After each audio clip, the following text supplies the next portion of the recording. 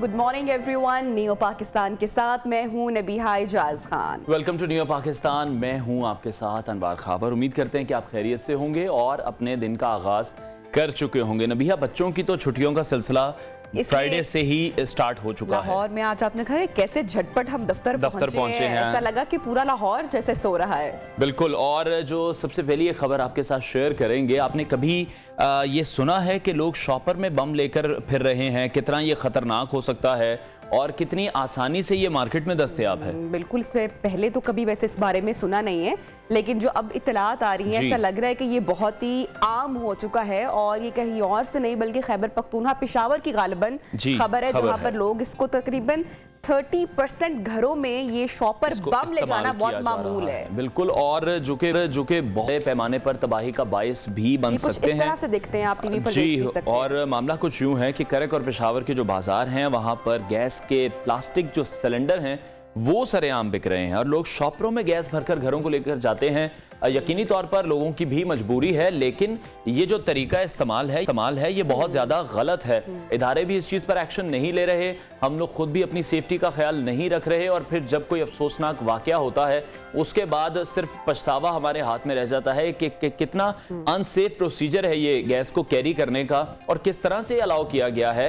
इस पर कोई कार्रवाई भी नहीं की जा रही, खुलेआम बाजारों में बिल्कुल अनवार। अच्छा, चूंकि गैस की किल्लत इतनी है, ना जाने लोगों की मजबूरी किस तरह से है किस तरह से नहीं है, कारोबार भी अपने चलाने हैं और फिर ठंड और सर्दी जिस तरीके से बढ़ती जा रही है, लेकिन जरा सी जो लापरवाही है जैसा कि अनवार ने बोला, फिर जब हम खबरें देखते हैं तो दिल बर्दाश्ता हो जाते हैं कि किस तरह से पूरे जो खानदान है। और एवरी ईयर आई रिमेंबर कि हम कुछ ना कुछ इस तरह का आपके साथ शेयर जरूर करते हैं कि जब लोग झुलस जाते हैं गैस हीटर्स का इस्तेमाल, तो लापरवाही जो है वो बरतने से कोई ना कोई हादसा हो सकता है। अच्छा, जो घरों में सिलेंडर अनवार यूज किए जाते हैं वो high carbon steel, manganese steel या एल्यूमिनियम के मरकब से बने होते हैं और गैस के दबाव को बर्दाश्त ये कर सकते हैं, लेकिन इसके बावजूद अगर जरा सी भी लापरवाही बढ़ती जाए तो ये बर्स्ट हो सकते हैं। क्योंकि इस पर अगर एक ऑयल का कतरा भी गिर जाता है तो ये बहुत बड़े हादसे का सबब बन सकता है। ये पिघल जाता है।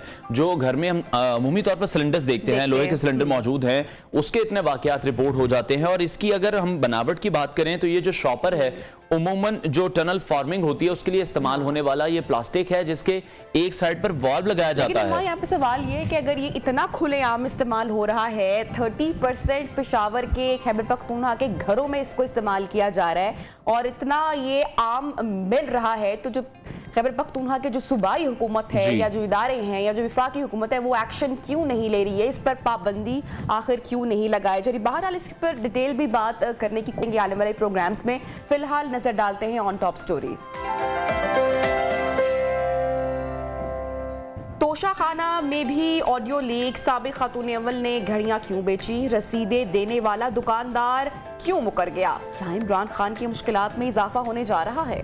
मुल्क दिवालिया होने की खबरें, सऊदी अरब से ऑक्सीजन पैकेज के जतन, पाकिस्तान का खाली खजाना कैसे भरा जाएगा? मुल्तान टेस्ट का आगाज, इंजरीज ने शाहीनों के पंख छीन लिए, उड़ान के इम्कानात मादूम होने लगे, जीत पर छाई धुंध कैसे छट पाएगी? शहर कायद बल्दियाती निजाम से महरूम, सियासी जमातें ओहदों की बंदर बांट में मसरूफ, MQM ने एडमिनिस्ट्रेटर के लिए सेनेटर की कुर्बानी क्यों दी? पाकिस्तान से मोहब्बत के दावे भी और मुल्क छोड़ने के सपने भी, सब्ज पासपोर्ट की इज्जत, सब जिलाली परचम के मुहाफिज कैसे कम कर रहे हैं, बताएंगे नियो पाकिस्तान में। इसके अलावा मौसम सरमा में फूलों के रंग, करप्शन का बढ़ता हुआ नासूर और वायरल वीडियो भी प्रोग्राम का हिस्सा होंगे। लेकिन प्रोग्राम का आगाज करेंगे इस एक अहम खबर के हवाले से। एक तवील खामोशी थी जिसके बाद हम देख रहे हैं कि मुल्क में फिर ऑडियो लीक्स की गूंज दोबारा से सुनाई दे रही है। एक हालिया ऑडियो मुबैना तौर पर सामने आई जिसमें साबिक खातून अव्वल बुशरा बीबी और पाकिस्तान तहरीक इंसाफ के रहनुमा जुल्फी बुखारी के दरमियान जो गुफ्तगू है तोशा खाना की घड़ी फरोख्त करने से मुतल्लिक, वो इस वक्त काफी मीडिया की जीनत बनी हुई है। जो जुल्फी बुखारी साहब हैं उन्होंने तो अनवार इस ऑडियो लीक में अपनी आवाज ना होने का दावा किया, लेकिन सवाल ये है कि अगर ये ऑडियो जुल्फी बुखारी साहब की नहीं है तो घड़ी की रसीदें जो तोशा खाना में जमा करवाई गई हैं वो किसने दी? क्योंकि जिस दुकान की रसीदें शामिल की गई हैं उसके मालिक का भी ये दावा है कि उसने घड़ी नहीं खरीदी। और जहां चेयरमैन तहरीक इंसाफ के गिर तोशा खाना रेफरेंस का घेराव अब तंग होता हुआ दिखाई दे रहा है, वहीं पर ऐसा लग रहा है कि जो वजीर आजम शहबाज शरीफ है उनके लिए अनवार जो रस्ते हैं वो साफ हो रहे हैं। बिल्कुल, जो डेली मेल है उन्होंने शहबाज शरीफ से मुआफी मांगी है अपनी स्टोरी पर और ये कबूल किया है कि शहबाज शरीफ ने कोई गलत काम नहीं किया। हम शहबाज शरीफ से माजरत ख्वाह हैं और ज़मान पाक का रुख करें तो वहाँ पर यूट्यूबर से इमरान खान की एक बार फिर से मुलाकात हुई है, जिसमें एक बार फिर से उन्होंने इदारों के किरदार पर तनकीद की है और वो ये कह रहे हैं कि नए आर्मी चीफ को पुराने आर्मी चीफ की पॉलिसीज़ को लेकर नहीं चलना चाहिए। और नबिया, जिस तरह से हम ट्रेंड देख रहे हैं, जैसे सदर मुमलिकत आरिफ अलवी की जानिब से एक पैगाम भी भेजा गया था कि इदारे के खिलाफ या आर्मी चीफ के खिलाफ कोई बात ना की जाए, लेकिन उसके बावजूद भी हम देख रहे हैं कि इमरान खान की जो स्टेटमेंट्स हैं, एक दो दिन की खामोशी होती है, फिर वो फ्रंट फुट पर आ जाते हैं और इमरान खान ये कह रहे हैं कि मैंने कभी भी जनरल बाजवा को बॉस नहीं कहा, मैं तो वजीर आजम था और जो इदारे हैं उनको ही मार्शल लॉ की आदत पड़ चुकी है। बिल्कुल। और इमरान खान ने यह भी कहा कि पहले भी नैब एस्टैब्लिशमेंट के मातहत थी, सिर्फ कमजोरों पर हाथ डाल रही थी। बाहर इस पूरे मामले पर बात करेंगे, लेकिन आगाज हम अनवार ऑडियो लीक्स के मामले से करेंगे। पाकिस्तान तहरीक इंसाफ का जो मौक़िफ़ है, जो वर्ड का स्टांस आपके सामने रखेंगे, लेकिन कल की होने वाली ऑडियो लीक्स आपके साथ सबसे पहले शेयर करते हैं, उसके बाद गुफ्तगू को आगे बढ़ाएंगे। हेलो, अस्सलाम वालेकुम जी। जी वालेकुम अस्सलाम, कैसे हैं आप? मैं ठीक हूँ मुर्शद, आप कैसी हैं? अल्लाह के शुक्र, अल्हम्दुलिल्लाह। खान साहब की कुछ घड़ियां हैं, उन्होंने कहा है कि आपको बेचते हैं, आपको भेज दूँ, वो आपके उनको बेच वगैरह दें, क्योंकि उनकी यूज की नहीं है, तो वो चाहते हैं वो आप कहीं कर दें। जरूर मुर्शद, मैं कर दूंगा। मुस्लिम लीग नून के रहनुमा हैं अली गौहर बलोच, उन्होंने में ज्वाइन किया है। सर, बहुत शुक्रिया आपके वक्त के लिए। जो ऑडियो लीक हम देख रहे हैं बारहा मंजर आम पर आती हैं और उसकी जो ऑथेंटिसिटी है उस पर भी बहुत ज़्यादा सवालात उठते हैं कि इन ऑडियो लीक्स का फोरेंसिक होना चाहिए। आपकी गवर्नमेंट के खिलाफ आपके जो रहनुमा हैं उनके खिलाफ भी ऑडियो लीक्स सामने आई हैं। अभी जो एक रिसेंट ऑडियो लीक्स हम देख रहे हैं एक ऐसे वक्त में सामने आ रही है जब ऐसा लग रहा था कि मुज़ाकरात की टेबल पर दोनों जमातें, पाकिस्तान तहरीक इंसाफ, पीडीएम या फिर मुस्लिम लीग नून, आने वाले हैं। इस ऑडियो लीक्स की टाइमिंग को किस तरह से देख रहे हैं? बिस्मिल्लाहिर्रहमानिर्रहीम। देखें, सूरत-ए-हाल ये है कि तोशा खाना केस जो है वो तो इलेक्शन कमीशन में भी बिल्कुल उस पर जो इलेक्शन कमीशन ने जजमेंट्स दी हैं उससे तो साफ जाहिर होता है कि इमरान खान साहब ने जो है इसमें मतलब है कि वो कसूरवार हैं। उन्होंने इस गैर कानूनी फेल में और इस करप्शन में उन्होंने हाथ धोए हैं इस अवाम में, और वो पूरी अवाम के सामने अच्छी तरह से आया है। अब जो ऑडियो लीक्स आ रही हैं, जाहिर है ये अब जुल्फी बुखारी साहब की है। जुल्फी बुखारी साहब और इमरान खान की अहलिया साहिबा को चाहिए कि इसका फराज़ करवा रहे हैं। हम तो इसको ऑडियो को अगर सबूत के तौर पे किसी जगह पर पेश करेंगे तो पहले इसका फराज़ करवाएंगे। और दूसरी बात यह कि सबसे अहम बयान जो है वो उस मालिक का है जो कि जिसको कहा गया, जिससे जेली रसीदें हासिल की गई। बल्कि मैं तो समझता हूँ कि ये एक मुकदमा इमरान खान पर चोरी का भी अब बनेगा कि जिसकी रसीदें चुरा कर उस मालिक के बकौल जो वो दावा कर रहा है कि उसने मतलब है कि उसके ऊपर अपनी जेली रसीदें बनाई, उसके जेली साइन किए गए, और वो कहता है कि मेरा, वो बेचारा परेशान था कि मेरा कारोबार ठप हो गया है। तो ये इधर से देख ले कि इनकी एक एक चीज वक्त के साथ साथ एक्सपोज होती जा रही है। तोशा खाना केस में आपके नॉलेज में है कि इसमें जो हमारे पार्टी के हिसाब से कंप्लेंटेंट हैं, इसमें मैं मुद्दई हूँ, कंप्लेंटेंट हूँ इस केस के अंदर। और इस हवाले से मैं समझता हूं कि ये अब अदालतों का काम है। मेरा ख्याल है वो दिन दूर नहीं है जब खान साहब को आइन और कानून के अंदर रहते हुए अदालतों के जरिए सजा होगी। आपको याद हो, इनको हर चीज चुराने की मतलब आदत है। डस्का में इन्होंने वोट चुराए थे, वो भी पकड़े गए थे। उस वक्त भी इलेक्शन कमीशन ने और सुप्रीम कोर्ट ऑफ पाकिस्तान ने जो है इनको वोट चोर का सर्टिफिकेट दिया। अब क्या है, फॉरेन फंडिंग केस देख ले। मतलब जो बंदा पूरे पाकिस्तान को चोर चोर कहता है, जब उसकी तलाशी ली गई, अलीमा खान की जेबों से पैसा नहीं निकला। इमरान खान ने मुझे ये बताएं कि सुनामी ट्रीज में हाथ धोए। फॉरेन फंडिंग केस क्या है? करप्शन का, ऐसी करप्शन जिससे कि बाहर के ममालिक से खुफिया अकाउंट्स के जरिए पैसा मंगाया गया। इमरान साहब के खुद साइन है जिनके दस्तखतों के साथ इनके चपड़ासियों और क्लर्कों के आगे अकाउंट्स खोले। इमरान खान ने इजाजत दी, उन अकाउंट्स में पैसा आया। ठीक है, हम बहुत माजी की डिटेल में नहीं जाते। अभी जो हालिया लीक्स हुई हैं उसी के ऊपर पाकिस्तान तहरीक इंसाफ का भी मौक़िफ़ सामने रखना बहुत ज़रूरी है, क्योंकि जुल्फी बुखारी साहब तो इस बात की तरदीद कर चुके हैं कि जो ऑडियो लीक कल सामने आई वो उनकी उसमें आवाज़ थी। बहरहाल पाकिस्तान तहरीक इंसाफ से आलिया हमजा साहिबा ने हमें इस वक्त ज्वाइन किया है। बहुत शुक्रिया आलिया साहिबा, आपने हमें ज्वाइन किया।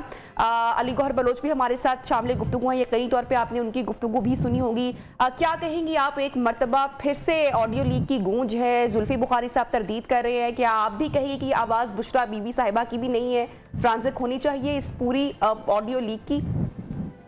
बिस्मिल्लाहिर्रहमानिर्रहीम। थैंक यू नबिया। नबिया, सबसे पहले तो मैं ये सिर्फ इतना कहूँगी, जितना मैं इनको सुन सकी हूँ ना, उसका जवाब मैं सिर्फ इतना दूंगी कि मुझे शायद यही लगा कि ये अपने लीडरान शरीफ माफिया की बात कर रहे थे और शरीफ माफिया के बारे में बता रहे थे और मकसूद चपड़ासी और पापड़ वाला और फालूदे वाला को याद करा रहे थे अवाम को एक दफ़ा दोबारा, और ये भी याद कराने की कोशिश कर रहे थे कि 4 अरब का जो टीटी मास्टर है उसे किस तरह से कल हिफाजती जमानत मिली है और बाकी किस तरह से जैलाब सदकान और जलजला जदगान के पैसों के फ्रॉड के ऊपर इनके लीडर को 57,000 पाउंड का जुर्माना हो चुका है और आगे अभी केस जारी है, जिसको कल इन्होंने अपने स्ट्रैटेजिक मीडिया से खत्म करने की इल्जाम है ना, ये हमने बहुत बार सुने हुए हैं। गौहर साहब से भी मैं यही इल्तिजा करूंगी, आपसे भी, कि जो कल ऑडियो लीक का खासकर मामला है, जरा उस पर मुझे आप लोगों का जो राय है, जो मौकफ है, मुझे उस पर लाजमी बात करनी। ये तो पुरानी बातें है ना, हम इसे जरा हटकर अभी जो लेटेस्ट बात हुई है उस पर बात कर लेते हैं।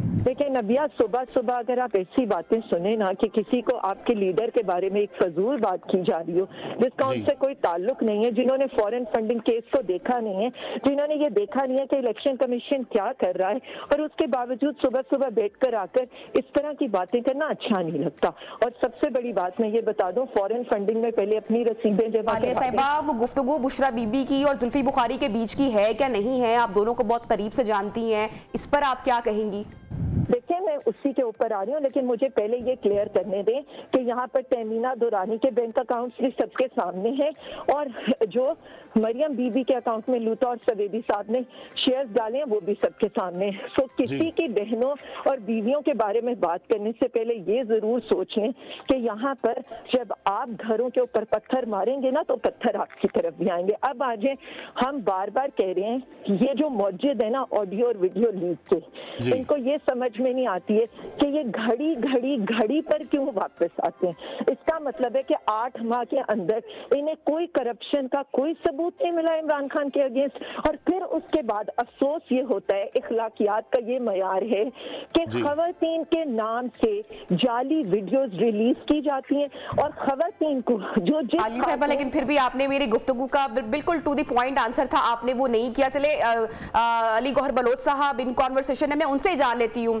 गौर साहब, क्या वजह है, क्यों बार बार खान साहब की घड़ी का जिक्र किया जाता है? आलिया साहिबा भी कह रही है कि कुछ नहीं मिला, इस पूरे वक्त में सिर्फ एक घड़ी मिली है, मुस्लिम लीग नून उसी को पीटी जा रही है, क्या कहेंगे आप इस पर? देखिए, आपने सवाल घड़ी का पूछा है। पहली बात तो ये है कि अगर मैं आपके प्रोग्राम में घड़ी का जिक्र ना भी करूं और तोशा खाना का जिक्र ना भी करूं, जो हर गली में ये नारा और ये शोर, ये आवाजें उठ रही हैं, जो कि मदीना की रियासत के हवाले देता था जो बंदा कहता था, अपने हर सियासी मुखालिफ को उंगली उठा के कहता था सुबह शाम के ये फलां भी चोर, उन चोरों को तो अल्हम्दुलिल्लाह पाकिस्तान की अदालतों से भी और पाकिस्तान के बाहर की अदालतों पे, जिनकी मिसालें इमरान ने अभी कहता था कि आपको पता चल जाएगा जब इंग्लैंड की अदालतों में आपके खिलाफ ट्रायल होंगे। आज इंग्लैंड की अदालतों के अंदर भी आप देख लें कि वहां के जिस अखबार ने खबर दी, आज वो अखबार वाले भी माफी मांगने पर मजबूर हो गए।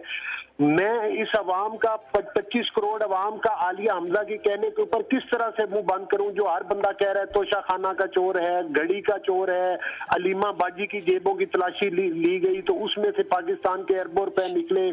जो लोग जो कोरोना का फंड खा गए, जिन्होंने पाकिस्तान की तारीख के सबसे बड़े कर्जे लिए और एक ईंट पाकिस्तान पर नहीं लगाई और पूरा का पूरा पैसा हड़प कर गए, पाकिस्तान की मईशत को अपनी करप्शन के जरिए तबाह करके गए, उन लोगों के बारे में आलिया हमजा साहिबा कहती है कि उनकी करप्शन पर बात ना करें। मतलब ये है कि जो सहाफी इमरान खान के हक में ना बोले वो भी चोर और लिफाफा साफी है। जो अदालत फैसला ना दे तो इमरान खान जलसों में खड़े होकर जो है जजों को तड़ियां लगाएं। एक खातून जज को जिस तरह से हरासा किया गया, धमकियां लगाई गई, वो पाकिस्तान की कौम ने नहीं देखा। ये इस वक्त खवातीन की बात करती हैं और शीशे के घर दिखाती। आप लोग शीशे के घर में कैसे बैठे? आप तो सड़क पर बैठे हैं, आपकी जेबों से पैसा निकल रहा है, आपके आपके मतलब है कि जिधर कोई आपका कोई पर्स है उसकी तलाशी लें, उधर से चोरी का पैसा निकल रहा है और आप सजाएं हो रही हैं, आप एक्सपोज हो चुके हैं। ठीक है अली साहब, आलिया साहिबा ये बताएगा, अली गौहर बलोच भी यही कह रहे हैं कि जब इमरान खान की मर्जी के फैसले नहीं आते, अदालतों पर भी तनकीद करते हैं, इदारे भी अगर सियासत में मुलव्वस नहीं होते, इमरान खान की मदद नहीं करते तो उन पर भी तनकीद होती है।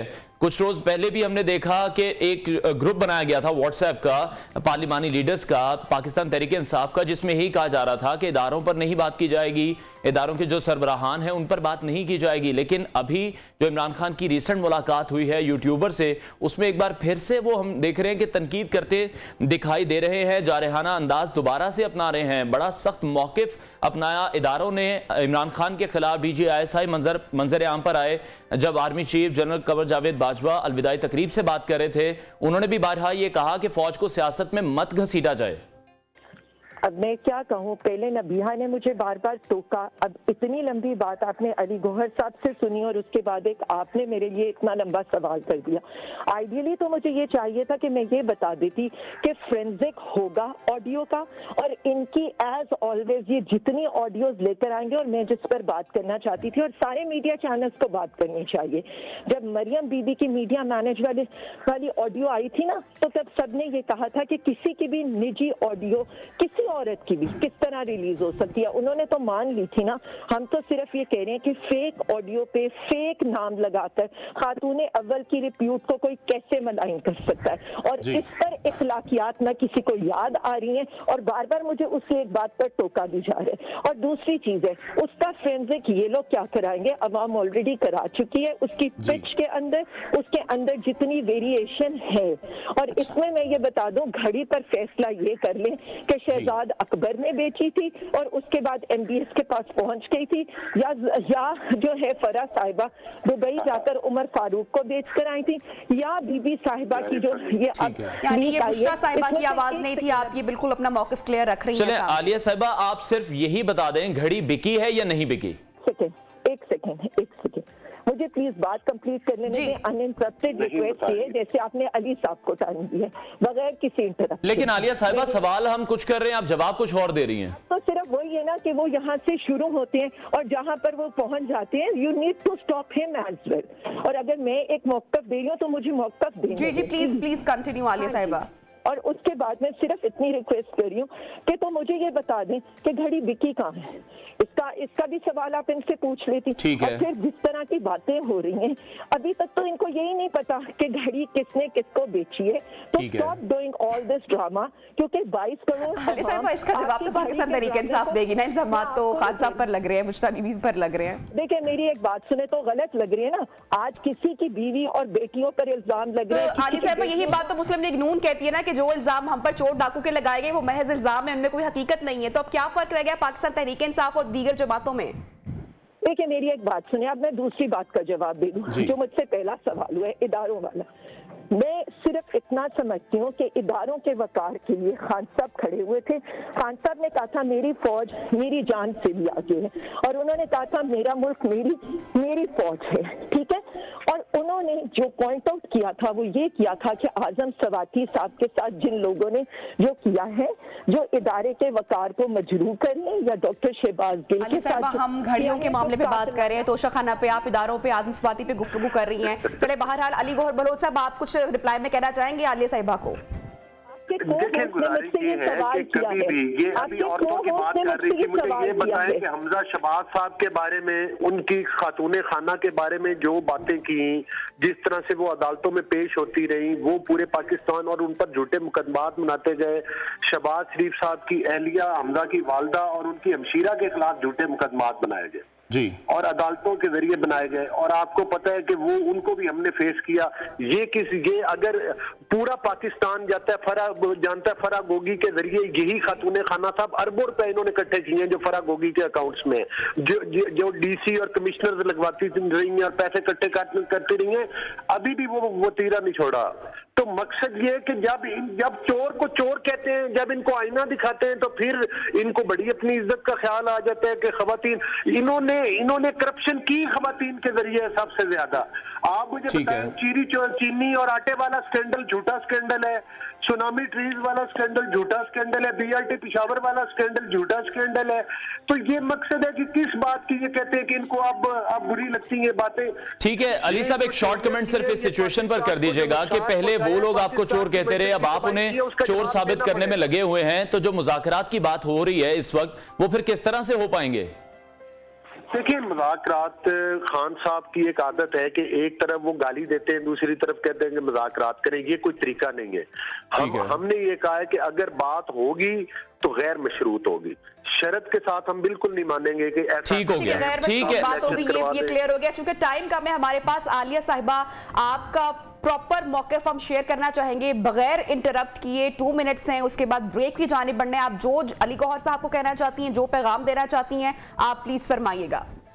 देखिए, मैं सिर्फ इतना कहना चाहती हूँ, जिन्होंने जायदादें बेटियों के नाम पर बनाई थी ना, उनकी बेटियां बेनिफिशियल ऑनर भी हैं और उन्हीं फ्लैट्स में बैठी हुई भी हैं। जिन्होंने पाइन हिल तमीना दुरानी के और अपनी बेगमात के लिए लिया था ना, वो भी अवाम के सामने GIT के अंदर है, जिसके जवाब में यहाँ के वजीर आजम साहब ने ये फरमाया था कि जी मैं तो जानता ही नहीं हूँ मेरी बीवी के अकाउंट में कौन पैसे डालता रहा है, या मरियम नवाज के अकाउंट में जो सवेदी और लूता साहब आकर शेयर्स डालते रहे थे, जो बाद में मुकर गए थे कि हम तो इन्हें जानते ही नहीं है। तो इस तरह की बातें ना करें। आपके लीडरान जायदादें, फ्लैट्स अपनी बीवियों बेटियों के नाम पर बनाते रहे और बाद में ये कहते रहे हैं और इनको ये कहते रहे हैं आकर, और ये हालत ऊपर से लेकर नीचे तक इखलाकियात की है। बार बार मैं यही बताना चाहती हूँ, जो खातून नहीं है इस वक्त पॉलिटिक्स में, बेहतर होगा कि गैर जरूरी तौर पर उनको ना लाया जाए। और कल की जो उनके नाम से फेक ऑडियो चल रही है, उस पर मीडिया के हर सेगमेंट को, जो हमारे यहाँ पर लिबरल्स और जो मोमबत्ती माफिया बैठा है ना, उसको कंडेम करना चाहिए, क्योंकि बात अब घरों तक पहुँच गई है। जिस शख्स का ये सियासत में, वोट में, अवाम में मुकाबला नहीं कर सकते, उसको अदालतों के जरिए से चाहे गिराने की कोशिश करें। आप जितना माइनस करेंगे, अवाम उन्हें प्लस करेगी, और आप जितनी घटिया बातों पर आएंगे उसका जवाब अवाम आपको देगी। और जिस लीडर को ये मासूम और ये सादिक और अमीन शो करने की कोशिश कर रहे हैं ना, वो जुर्माने भी दे रहे हैं। ठीक है आलिया साहिबा, सिर्फ एक शॉर्ट कमेंट कर दीजिएगा, घड़ी बिकी या नहीं बिकी? देखिए, मेरी एक बात सुनिए, तोशा खाना के रूल्स के लिहाज से इन्होंने घड़ी भी चोरी की और वो भी चोरी की, घड़ी भी नहीं छोड़ी। नहीं अली साहब, वो कह रही है घड़ी बिकी है। लोग हैं जिन्होंने मर्सिडीज लेक्सस गाड़ियां घर में घड़ी भी चोरी करते हैं, भी चोरी करते हैं। अली साहब, आपने गौर साहब ने बात करने दीजिए प्लीज। मतलब लगवाते हैं पैसे, मतलब लेकर कमीशन लेकर अंदाजा करें। टॉक शो है, मैं तो एक मॉर्निंग शो के अंदर आई थी जो बहुत लाइटर नोट के ऊपर होते। मुझे नहीं पता था कि यहाँ पर इतनी टॉक्सिक डिस्कशन ये करना चाहेंगे। मैं बार बार बता रही हूँ, लॉजिक से बात करें, और लॉजिक ये है कि तोशा खाना के कवानीन निकालें। 20% और 50% पे अदायगियां हुई हैं FBR में, ECP में डिक्लेयर हुआ है, एक एक चीज की रसीदें जमा हुई हैं। अब ये जो मर्जी करें, जो खुद अरबों खा गए हो, मुल्क को लूट कर खा गए हो। ठीक है, बहुत शुक्रिया PTI रहनुमा आलिया हमजा और मुस्लिम लीग नून के रहनुमा अली गौहर बलोच हमारे साथ इन कॉन्फ्रेंस। आप दोनों का बहुत शुक्रिया। और जिस तरह से हमने ये खबर भी शेयर की कि इदारों की जानिब से सख्त मौक़िफ़ आया, लेकिन उसके बावजूद भी इमरान खान इदारों के ख़िलाफ़ एक बार फिर से जारहाना रवैया अख्तियार कर रहे हैं। हालांकि सदर मुमलिकत की जानिब से भी ये डायरेक्शंस आई थी कि अब कोई भी पार्टी का लीडर इदारों के खिलाफ, क़यादत के खिलाफ कोई भी बात नहीं करेगा। बिल्कुल, और इसके साथ ही जो ऑडियो लीक का मामला है, आलिया हमजा साहिबा का कहना है कि फैसला अवाम कर चुकी है, फॉरेंसिक ज़रूर होना चाहिए, गुफ्तगू जो है उसको बहुत तोड़ मरोड़ कर और एडिट के साथ सामने रखा गया है। बहरहाल ये तो वक्त ही बताएगा इसकी शफाफियत के हवाले से। प्रोग्राम में वक्त हुआ है ब्रेक का, ब्रेक के बाद स्पोर्ट्स के हवाले से भी कुछ बात करेंगे। Stay with us.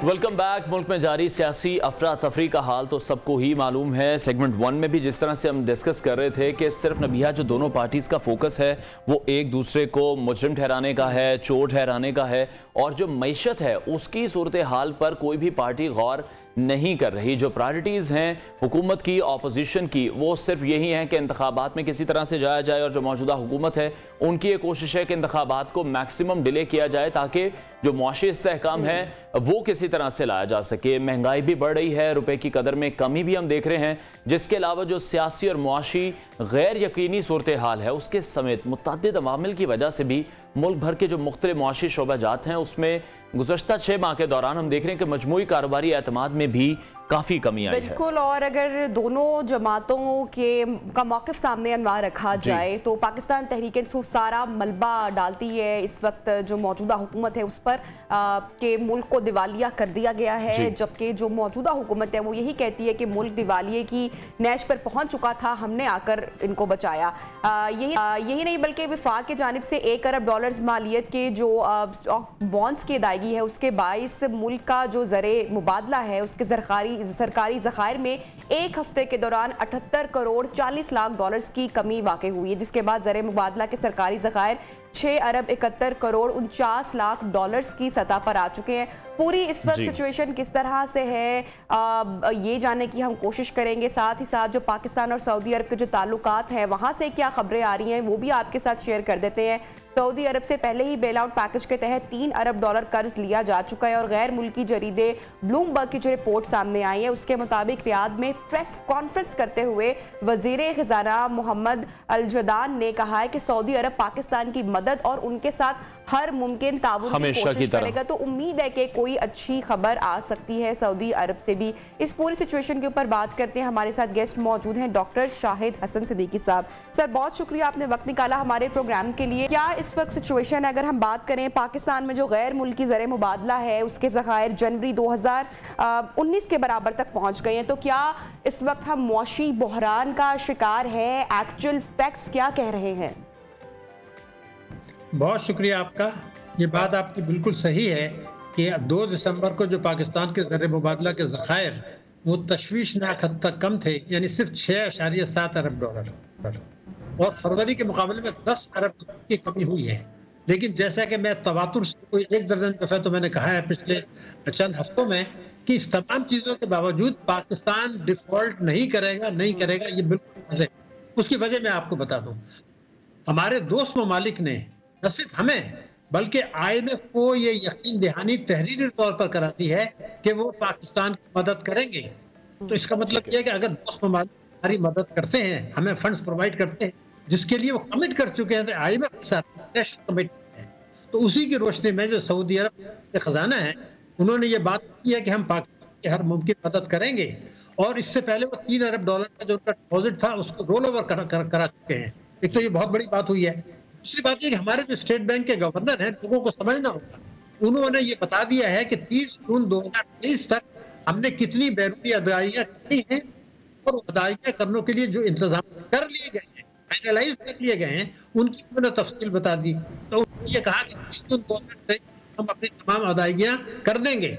ठीक है, तो उस बाद में था कि जून नहीं बल्कि दिसंबर 2023 तक है हमारे पास जो है चीजें मौजूद हैं। इसमें दूसरों की मदद है, हमारा कोई बड़ा कमाल नहीं है।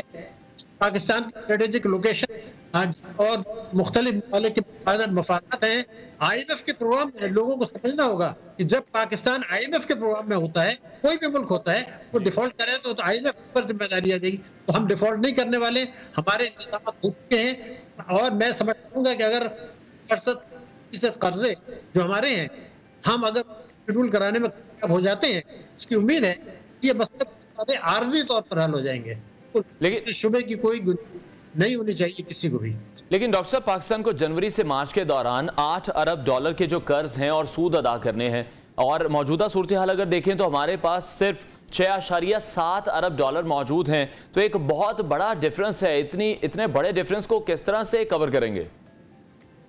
देखिए, हमें $23 अरब तक की अदायगियां करनी थी। उसमें गवर्नर स्टेट बैंक ने तफसील बता दी है कि कितने कर्जे रीशेड्यूल होंगे और कितने हमें रोल ओवर्स होंगे और कितनी नई अक़सात मिलेंगी। अब सऊदी अरब का है, उसके बाद UAE और कतर ने देना है, चीन ने हमारे साथ मदद का वायदा किया हुआ है। तो हमारे पास वो कमिटमेंट और मामला तय हो चुके हैं कि ये किस तरीके से हम ये अदा करेंगे। तो मैं ये चाहता हूँ कि ये गलत फहमी पाकिस्तान में जो कुछ सियासतदान अपने मफादात के लिए कर रहे हैं, ये बिल्कुल दिल से निकाल दें कि हम इसमें डिफॉल्ट करेंगे या हम ये अदायगी नहीं कर सकेंगे। लेकिन साथ साथ ये भी समझ लें कि इसमें हमारा कोई कमाल नहीं होगा, हमेशा सारी दुनिया हमारी मदद नहीं करेगी। उन्होंने जून 2023 तक का हिसाब किताब गवर्नर ने दिया है, मैं दिसंबर 2023 की बात कर रहा हूँ। लेकिन जो आपका सवाल है वो ये है कि मैं चूंकि सारी तफसील आ चुकी है जी, अब हमें क्या करना है। देखिए हमें ये करना है कि 30 जून 2023 तक हमने क्या करना है। पहली चीज ये है जो आप बात कर रहे थे कि इस वक्त जो एहतजाजी चीजें हैं उनको फिलहाल कुछ अरसे के लिए मुलतवी कर दिया जाए, ये बहुत जरूरी है, क्योंकि अगर बेचैनी हुई, अफरा तफरी हुई तो हमारे दोस्त भी परेशान हो जाएंगे। ये तो बुनियादी चीज है। दूसरी ये कि अगर 20% हम रीशेड्यूल करा लेते हैं तो वो इनकी अदायगी मौखर हो जाएगी, हमारा मसला हल हो जाएगा। तीसरा बड़ा काम ये करना है कि जो स्मगलिंग हो रही है डॉलर्स की बहुत बड़े पैमाने पर, खासतौर से अफगानिस्तान पैसा, उसको हमें रोकना होगा, हर हालत में रोकना होगा। दूसरे हुंडी हवाले के कारोबार को हर हालत में रोकना होगा, गैर जरूरी इंपोर्ट्स को कम करना होगा, और जो हमारी बिजली का कंजम्पशन है, डॉक्टर साहब, क्या इस वक्त हमें सबसे ज्यादा बड़ी खुशी है या हमें ये सेलिब्रेट करना चाहिए, जैसा कि आप फरमा रहे हैं कि पाकिस्तान डिफॉल्ट नहीं हो रहा, जो कि एक्चुअल एक अच्छी बात है, लेकिन दूसरी जानिब अगर हम हमारी जो इस वक्त ओवरऑल सिचुएशन है, मुल्की मुआशी सूरत हाल है, अगर उसकी बात करें, गंदम दरामद, गैस दरामद, तेल भी बाहर से मंगवाया जाएगा, कर्ज अदायगी के लिए पैसे नहीं है, अहम अशिया कैसे मंगवाई जाएंगी, या ये फिर इस वक्त ज़्यादा इम्पोर्टेंट है कि कैसे इसको टैकल किया जाएगा, मौजूदा हुकूमत के पास क्या प्लान है? देखिए मैं आपसे अर्ज कर दूं, ये बात आपकी बिल्कुल सही है। पाकिस्तान की मईशत को इंतहाई संगीन खतरात, इंतहाई संगीन चैलेंजेस दरपेश हैं, इसमें किसी को कोई शुबे की बात नहीं है। इस माली साल में हमारा ग्रोथ रेट जो है वो 2% से ज्यादा नहीं होगा। जून तक हमारा जो औसत महंगाई है जिसका ताल्लुक आवाम से है वो 23% तक रहेगी। ये बातें परेशानी की हैं, कर्जे बढ़ रहे हैं, लेकिन मैं ये समझता हूं कि आप अगर देखेंगे कौम को इतने मायूस होने की भी जरूरत नहीं है। बहुत मुश्किलात हैं, बहुत तकालीफ हैं, लेकिन मैं ये समझता हूं कि आप ये देखेंगे कि ये सारे मामला जो मैंने आपको बताए हैं उसमें आपको हमें ये देखेंगे रिजर्व हमारे बढ़ेंगे, रुपए की कदर पर दबाव कम होगा, बल्कि कुछ बेहतरी आएगी। और सबसे बड़ा जो खराबी है कि इंटरबैंक मार्केट में और जो है खुली मार्केट में जो फर्क बढ़ गया है, जिसकी वजह से रेमिटेंसेस गिर रही, वो फर्क भी कम होगा। लेकिन अगर पाकिस्तान स्ट्रक्चरल इस्लाहात नहीं करता, इसके फौरन बाद जो है ना 30 जून 23 बात नहीं करता, तो हमें दोबारा IMF के पास जाना पड़ेगा। बिल्कुल ठीक है डॉक्टर साहब, जिस तरह से अभी नबिया ने आपसे सवाल किया इंपोर्ट से रिलेटेड, मैं ये जानना चाहूँगा, सोशल मीडिया पर भी हम इस तरह की बातें सुन रहे हैं, पाकिस्तान तहरीक इंसाफ के कैंप से भी ये बातें आ रही हैं कि अगर कराची पोर्ट की सिर्फ बात की जाए तो बहुत बड़ी तादाद में वहाँ पर कंटेनर्स ब्लॉक्ड हैं ड्यू टू जो अभी शॉर्टेज है डॉलर के हवाले से। वहाँ पर इलेक्ट्रॉनिक्स आइटम की अगर बात करें, सोयाबीन की बात करें, सब्जियों की बात करें, या इंडस्ट्री रिलेटेड जो भी आइटम्स हैं जो हम एक्सपोर्ट करने जा रहे हैं, कितने मसले मसाइल आप देख रहे हैं कि एक्सपोर्ट की वजह से भी हमारा मुल्क बहुत बहरान का शिकार है, हमारी एक्सपोर्ट्स उस तरह से नहीं बढ़ रही, तो किस तरह से रेवेन्यू हम जनरेट करेंगे, तभी हम IMF के चंगल से निकल सकेंगे? देखिए अब आपने एक अहम नुक्ता उठा दिया है। ये बात बिल्कुल सही है कि जब आपके पास रिजर्व्स नहीं है तो बाज इंपोर्टेड LCs भी हम नहीं खोल सकते। ये जो कंटेनर हमारे फंसे हुए हैं इसमें जो है ना सब्जियां हैं, लेकिन बात ये थी कि जब मेरे पास पैसे नहीं है तो कौम को भी समझना होगा, हुकूमत को भी समझना होगा, सियासतदानों को भी समझना होगा कि थोड़ा सा सब्र करें, नंबर 1। लेकिन हुकूमत पर अगर ये दबाव नहीं डाला कि आपको टैक्सों के शोबे में, तवानाई के शोबे में बहुत सारी इस्लाहात करनी है, मईशत को दस्तावेजी बनाना है, बड़े पैमाने पर अब भी गैर जरूरी इम्पोर्ट्स हो रही हैं उनको रोकना है, बरामदात को बढ़ाना है, शान अखराजात को कम करना। अगर ये आप नहीं करते, कई अरब डॉलर आज भी आप इम्पोर्ट्स कम कर सकते हैं, मईशत को नुकसान पहुंचाए बगैर, क्योंकि उसके बगैर जिंदा रहा जा सकता है। ये जरूर आएगा, खाने पीने की चीजें भी आएंगी, पेट्रोल भी आएगा, लेकिन जो अशराए है उनको रोकें।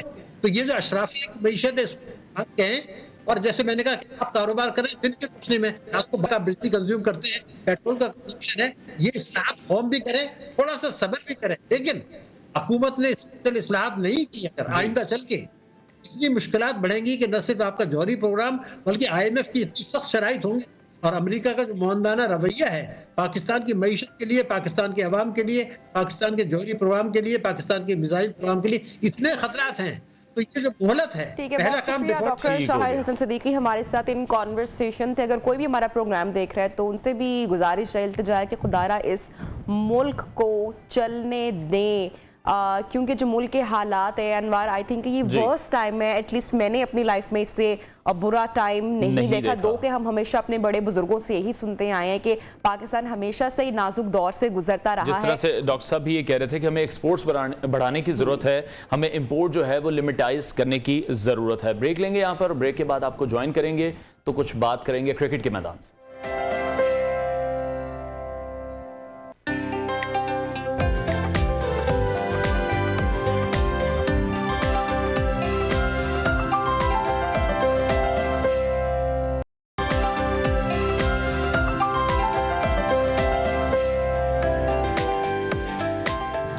Welcome back. और अब कुछ बात कर लेते हैं क्रिकेट की। क्या करें क्या ना करें, ना नसीम है, ना ही हारिस रऊफ, ना ही शाहीन आफरीदी। ये तो शाहीन तो पहले खैर नहीं है, लेकिन अब लग रहा है कि पाकिस्तान जो टीम की मुश्किलात है अनवार, उसमें और इजाफा होने जा रहा है मुल्तान टेस्ट, क्योंकि हमारा जो मेन पेसर अटैक है वही मौजूद नहीं है, जिसके हम सब फैंस हैं। जिस तरह से हारिस ने और नसीम ने बॉलिंग की है वर्ल्ड कप में भी, और टीम कैसे चलेगी, कैसे परफॉर्म करेगी, यानी कि हम अब नए खिलाड़ियों को आजमाने जा रहे हैं इस अहम टेस्ट सीरीज में। तो हाफिज मोहम्मद इमरान स्पोर्ट्स एनालिस्ट हैं, हमारे साथ इन कॉन्वर्सेशन होंगे, उनसे बात करते हैं। इमरान, बहुत शुक्रिया आपके वक्त के लिए। आप किस तरह से देख रहे हैं, बगैर जो पेसर अटैक है इसके बगैर अब हम मैदान में उतरने जा रहे हैं। पहले टेस्ट में भी खातिर खा कामयाबी हम नहीं अपने नाम कर सके, वो मैच हम जीत सकते थे। अब पाकिस्तानी टीम की क्या स्ट्रेटजी देख रहे हैं? और अभी इंग्लैंड ने ये भी अपडेट करते चले नाजरीन को कि टॉस जीतकर बैटिंग का फैसला किया है। जी देखें, सबसे पहले तो सुबह बखैर, और पाकिस्तान के लिए ये जुमा पाकिस्तान टीम के लिए कोई अच्छी खबर इसलिए नहीं लेकर आया कि इतनी सारी तब्दीलियां टीम में आई हैं। अबरार अहमद को भी शामिल कर लिया, नवाज को भी शामिल कर लिया, जाहिद भी है, तो 3 स्पिनर्स के साथ पाकिस्तान जा रहा है। जी अगर पाकिस्तान के कॉम्बिनेशन को देखा जाए तो यूं महसूस होता है कि जैसे ये पिच जो है वो स्पिन बॉलर्स के लिए ज्यादा मददगार साबित होगी। फिर इंग्लैंड की तरफ से मार्क वुड आए हैं, मार्क वुड को उन्होंने प्लेइंग 11 में शामिल किया है। तो पाकिस्तान के पास फास्ट बॉलर्स तो नहीं हैं, 2 मीडियम पेसर्स के साथ पाकिस्तान जाएगा, यानी कि पहले चेंज पर ही स्पिनर आ जाएगा। तो ये एक बड़ी पाकिस्तान के लिए कोई इतनी मिसाली सी सूरत हाल नहीं है, बहुत मुश्किल हालात का सामना है। हाँ, इंग्लैंड जिस तरह से क्रिकेट खेलता है अब वो आउट हो भी सकते हैं जल्द, लेकिन अगर वो आउट नहीं होते हैं तो ये रिपीट कर देंगे। जो पिंडी वाला पहला दिन था ना, वो उसको रिपीट करने की पूरी सलाहियत रखते हैं। तो पाकिस्तान अगर पहले दिन दबाव में आ गया तो उसके बाद फिर वापसी पाकिस्तान के लिए मुश्किल हो जाएगी। इतनी ज्यादा तब्दीलियां करने के बाद टेस्ट मैचेस में अमूमी तौर पर कामयाबी मुश्किल होती है। क्रिकेट एक बड़ा दिलचस्प सा गेम है, बड़ी आप इसको कहते हैं कि अजब फकात का खेल है, इसमें कभी भी किसी वक्त भी कुछ हो सकता है, लेकिन दुनिया में कामयाबियां ऐसे मिलती नहीं है। अगर आप टेस्ट क्रिकेट की तारीख को देखते हैं तो एक सेटल टीमें जो होती हैं जिनमें इस्तेहकाम होता है वही टीमें टेस्ट मैचेस जीता करती हैं, जिनमें बहुत ज्यादा तब्दीलियां नहीं होती हैं वही टेस्ट मैचेस जीता करती हैं। तो पाकिस्तान के लिए अब आप ये कह रहे हैं कि अब गेम प्लान क्या है, क्या स्पिनर्स पर इन्हिसार बढ़ाना होगा? क्योंकि हम पहले सीरीज में पहले टेस्ट मैच में यही सुनते रहे कि स्पिनर्स की कमी है, स्पिनर्स नहीं है, सिर्फ एक स्पिनर को शामिल किया गया है। फिर पिच पर भी हम ब्लेम करते रहे, लेकिन जब तक बैटिंग के मसाइल हल नहीं होंगे, कैप्टनसी के मसाइल सॉल्व नहीं होंगे, तब तक पाकिस्तान कैसे परफॉर्म करेगा? हम ये बात क्यों नहीं करते हैं? देखिए, बात यह है कि हम बिल्कुल नवीया आपने ठीक कहा है कि हम उन चीजों के ऊपर पाकिस्तान में ज्यादा बात होती रही है जो अनकंट्रोलेबल है। कंट्रोलेबल आपकी परफॉर्मेंस है, आप अपनी परफॉर्मेंस का जवाब दें। आपने बैसियत बैट्समैन अच्छी बैटिंग की, आपने अच्छी बॉलिंग की, आपने बैसियत कप्तान अच्छे फैसले किए, आपने अच्छी सिलेक्शन की, इन सब चीजों को उठाकर एक तरफ रख दिया और पिच के ऊपर सारे शुरू हो गए। वो जो हजारों किलोमीटर का सफर तय करके आए पाकिस्तान में, वो तो पिच की बात नहीं कर रहे। रिवायती तौर पर, उसूली तौर पर तो उन्हें बात करनी चाहिए कि हमें पिच अच्छा नहीं मिला, पाकिस्तान ने बड़ी हमारे साथ नाइंसाफी कर दी। ये पाकिस्तान के लोगों को, पाकिस्तान की जो टॉप मैनेजमेंट है या पाकिस्तान के क्रिकेटर्स हैं बशमूल कप्तान, उन सबको ये एक अचानक से ये इल्हाम हुआ कि पिच खराब था। अगर पिच खराब था तो क्या सिर्फ पाकिस्तान के लिए खराब था? इंग्लैंड तो इन पिचेस पे खेलता ही नहीं है, तो उन्होंने तो पाकिस्तान को आगे लगा दिया। तो पिच के ऊपर बात करने का मकसद ये है कि आप अपनी कारकर्दगी को छुपा रहे हैं। हमें यकीनी तौर पर अपनी परफॉर्मेंस पर बात करनी चाहिए, उस पर फोकस करना चाहिए। बिल्कुल इमरान, आप ठीक कह रहे हैं। 2 सवाल मैं आपसे करना चाहूंगा। जिस तरह से हम देख रहे हैं कि अब हमारा पेसर अटैक ही मौजूद नहीं है, तो हमारे पास क्या बैकअप भी मौजूद नहीं था? और सोशल मीडिया पर जो बारहा बात की जा रही है वो यही बात की जा रही है कि जो मतलूबा रिजल्ट्स अगर हमें नहीं मिल रहे, हमने इतने ज्यादा चेंजेस किए हैं, हम कप्तान तब्दील करके क्यों नहीं देखते, शायद हमें वो मतलूबा रिजल्ट्स मिल जाएं।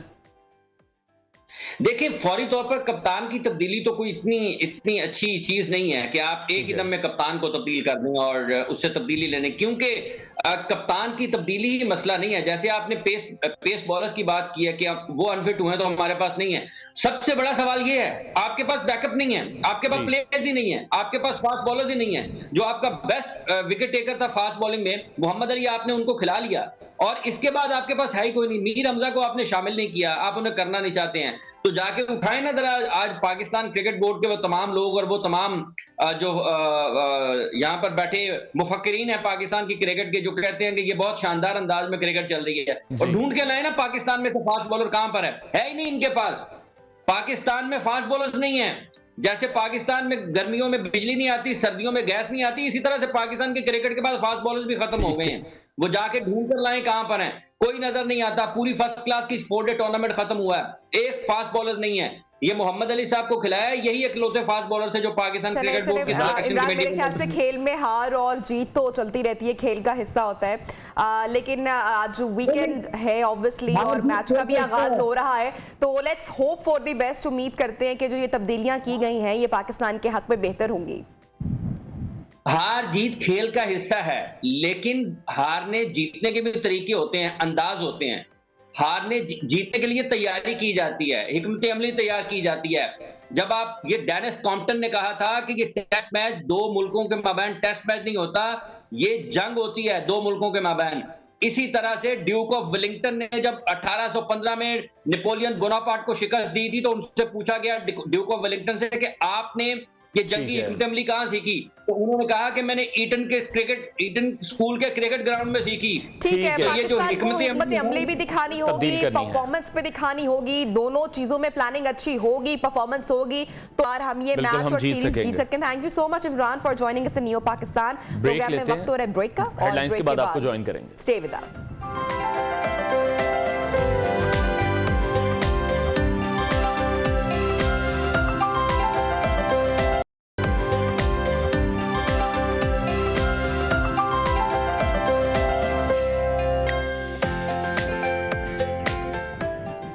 Welcome back. शहर कायद का रुख करेंगे, जहां पर बल्दियाती इंतखाबात के हवाले से बहुत गहमा गहमी रही, बहुत बहस होती रही। इस मामले पर इलेक्शन कमीशन की जानिब से भी बारहा हमने देखा कि तारीखें दी जा रही हैं, अदालतों की जानिब से भी अहकामात जारी किए गए हैं, लेकिन बल्दियाती इंतखाबात के जो आसार हैं वो दूर दूर तक अभी भी नहीं दिखाई दे रहे। लेकिन कराची के इंतजामी मामलात पर MQM और पाकिस्तान पीपल्स पार्टी के दरमियान लेन देन का जो सिलसिला है वो अभी भी जारी है। नए एडमिनिस्ट्रेटर कराची के लिए MQM और पीपल्स पार्टी में इत्तफाक हो गया है, जिसके तहत डॉक्टर सैफुर रहमान को इस ओहदे पर मुकर्रर कर दिया गया। बिल्कुल, और इसी तमाम तर मामले पर बात करेंगे। कराची वालों के लिए क्या अच्छी खबर हो सकती है, नहीं हो सकती है। हमारे साथ गेस्ट मौजूद हैं, ताहा अहमद खान साहब, रहनुमा MQM। बहुत शुक्रिया सर, आपने टाइम निकाला हमारे प्रोग्राम के लिए। तो सर, अब एडमिनिस्ट्रेटर कराची का ओहदा MQM को मिल चुका है और बहुत अरसे से MQM बल्दियाती इंतखाबात के हवाले से आप लोग बहुत वोकल भी रहे, तो कराची वालों के लिए क्या अच्छी खबर है, क्या हिकमत अमली अपनाई जाएगी, शहरियों को कहां कहां रिलीफ मिलेगा, शहर के कौन कौन से काम सवारे जाएंगे? बिस्मिल्लाहिर्रहमानिर्रहीम। सबसे पहले आपका और आपके चैनल का बहुत शुक्रिया कि आपने हमारा मौक़िफ़ जानने के लिए हमें अपने प्रोग्राम में मदऊ किया। देखें, MQM को जब मौका मिला तो MQM ने एक बहुत ही अच्छे किरदार वाले, अच्छे करियर ब्यूरोक्रेट का नाम दिया, ना कि अपने किसी सियासी रहनुमा का नाम दिया। MQM इस बात पे यकीन रखती है कि जो भी सियासी रहनुमा आए वो इलेक्शन के जरिए से इलेक्ट होकर आए, और एडमिनिस्ट्रेटर्स जो होते हैं वो सियासी लोग नहीं होने चाहिए, जैसे पीपल्स पार्टी के पहले थे मुर्तज़ा वहाब साहब। हम ये यकीन रखते हैं कि जो भी एडमिनिस्ट्रेटर हो वो सिविल सर्वेंट हो या कोई गवर्नमेंट ऑफिसर हो। तो डॉक्टर साहब जो थे वो MQM के कारकुन नहीं है, लेकिन एक अच्छे कराची के ब्यूरोक्रेट थे, तो MQM ने उनको रेकमेंड किया। MQM ये कहती है कि बल्दियाती इलेक्शन कल करा दें। हमारी लेगेसी रही है इस शहर में काम करने की, और अगर आखिरी दफा ये शहर बना है तो वो MQM के हाथों से बना है, जब MQM का एम्पावर्ड मेयर था 2005 वाले टेन्योर की मैं बात कर रहा हूँ। हमारी 3 पॉइंट एजेंडा है। नंबर 1, हमारे शहर के सेंसस को सही करें, हमारी गिनती को पूरा करें। नंबर 2, हमारे शहर की डिलिमिटेशन को सही करें। ये कोई कानून कि कौन से कानून और कौन से आइन के तहत है कि एक यूनियन काउंसिल 30,000 वोटर पे है और दूसरी यूनियन काउंसिल 90,000 वोटर पे है। ठीक है। उसके ऊपर सितम जरीफी ये है कि 90,000 वोटर वाली यूनियन काउंसिल के लिए भी वही रिसोर्सेज हैं जो 30,000 वाली यूनियन काउंसिल के लिए हैं।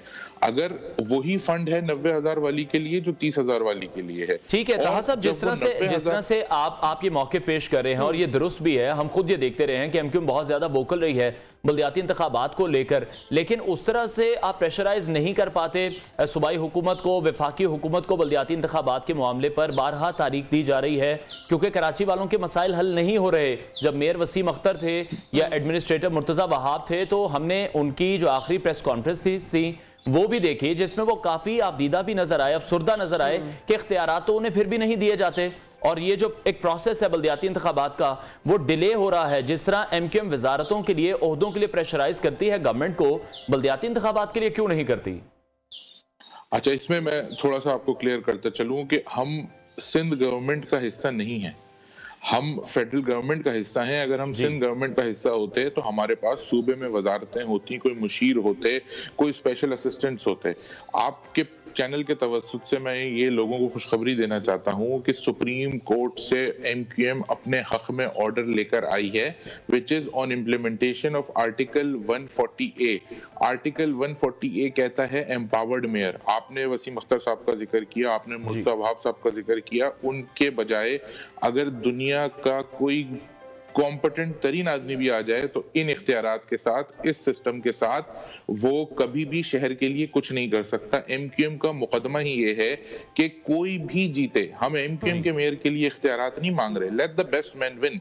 लोगों का हक है, वो लोगों चूज करें, वोट डालें और जो जीतेगा हम वो इस शहर के लिए काम करे। लेकिन कोई भी मेयर, किसी भी पॉलिटिकल पार्टी का मेयर, चाहे वो एमक्यूएम का क्यों ना हो, जब तक उसके पास इख्तियारात नहीं होंगे वो इस शहर के लिए कुछ नहीं कर सकता। एमक्यूएम गई थी सुप्रीम कोर्ट और सुप्रीम कोर्ट से एक जो आप समझते हैं कि सरे फहरिस्त है, जो कराची वालों का सालों से सबसे बड़ा मसला बना हुआ है, क्योंकि अभी जो बात हो रही है वो यही है कि आधे अजला आपके, आधे अजला मेरे, तो जो कराची के मसाइल है वो हल करने की बजाय बात की जा रही है कि इख्तियारात पर तवज्जो दी जा रही है। आप समझते हैं कि ऐसा है? देखें, मेरी बात को मुकम्मल मैं करता हूं, मैं आपको बताता हूं कि आर्टिकल 140A का जो ऑर्डर है वो एमक्यूएम ने केस सुप्रीम कोर्ट से जीत चुकी है और एमक्यूएम के हक में ये ऑर्डर आया है कि कराची का mayor should be empowered. Karachi के मेयर के पास Sindh solid waste management board होना चाहिए, कराची के मेयर के पास वाटर बोर्ड होना चाहिए, कराची के मेयर के पास कराची डेवलपमेंट अथॉरिटी होना चाहिए, कराची के मेयर के पास आपका सिंध बिल्डिंग कंट्रोल अथॉरिटी होना चाहिए। इन सब इख्तियारात के बाद वो लोगों को डिलीवर करने की पोजीशन में होगा।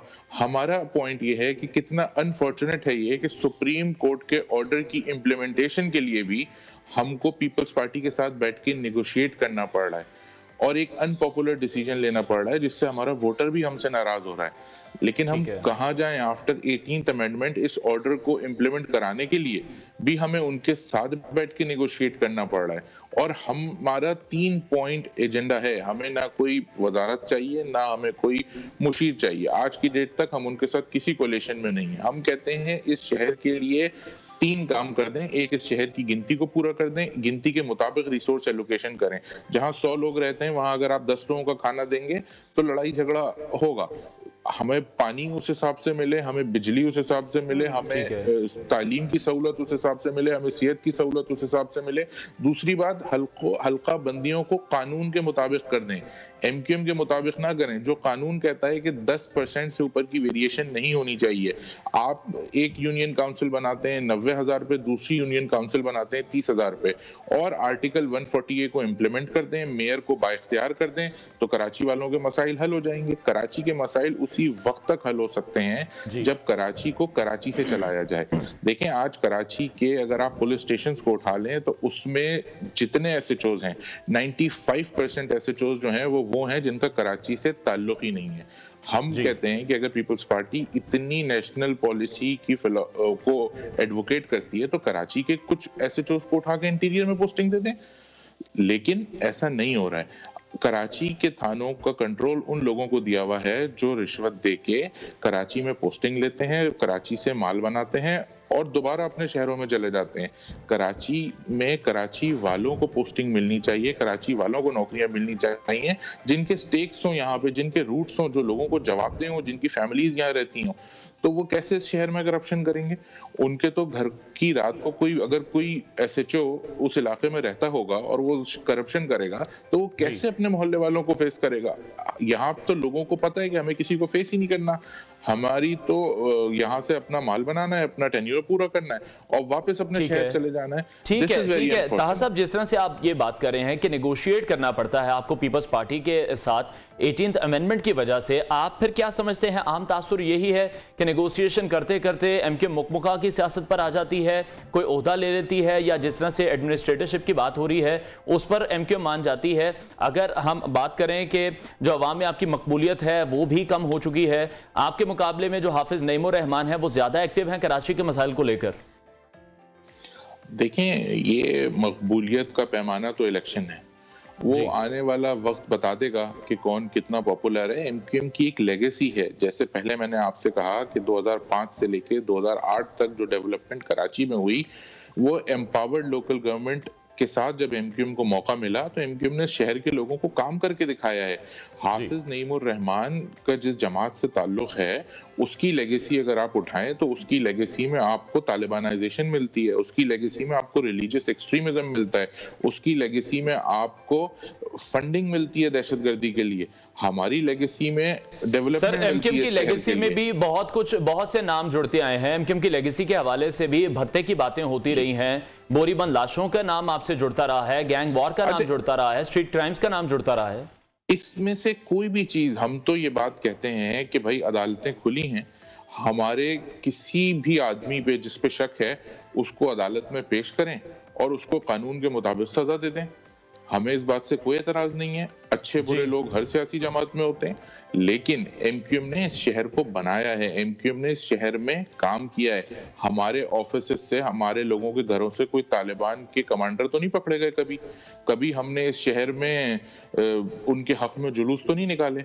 हम तो एक वाहिद लिबरल सेक्युलर प्रोग्रेसिव जमात है जो काम करने पे यकीन रखती है, लोगों के मसाइल को हल करने पे यकीन रखती है और आवाम के साथ ग्रास रूट पे हमारा कनेक्शन है। आप यकीन करें इस बात पे कि जो मुकमुका वाली बात है, हम चाहते तो अपने किसी रहनुमा या किसी कारकुन को एडमिनिस्ट्रेटर लगा सकते थे, लेकिन हमने कहा नहीं, हमें कराची के लिए एक ऐसा एडमिनिस्ट्रेटर चाहिए जो एक अच्छा करियर ब्यूरोक्रेट हो, ना कि हमारा कोई सियासी कारकुन हो। ना जैसे पीपल्स पार्टी को मौका मिला तो उन्होंने मुर्तजा वहाब साहब को लगाया, विच इज रॉन्ग। आपको अगर अपने किसी सियासी लीडर को, रहनुमा को लगाना है तो आप ये कब्जा करने का तरीका सही नहीं है। आप इलेक्शन लड़ें और इलेक्शन लड़के आ जाएं लोगों के वोट से।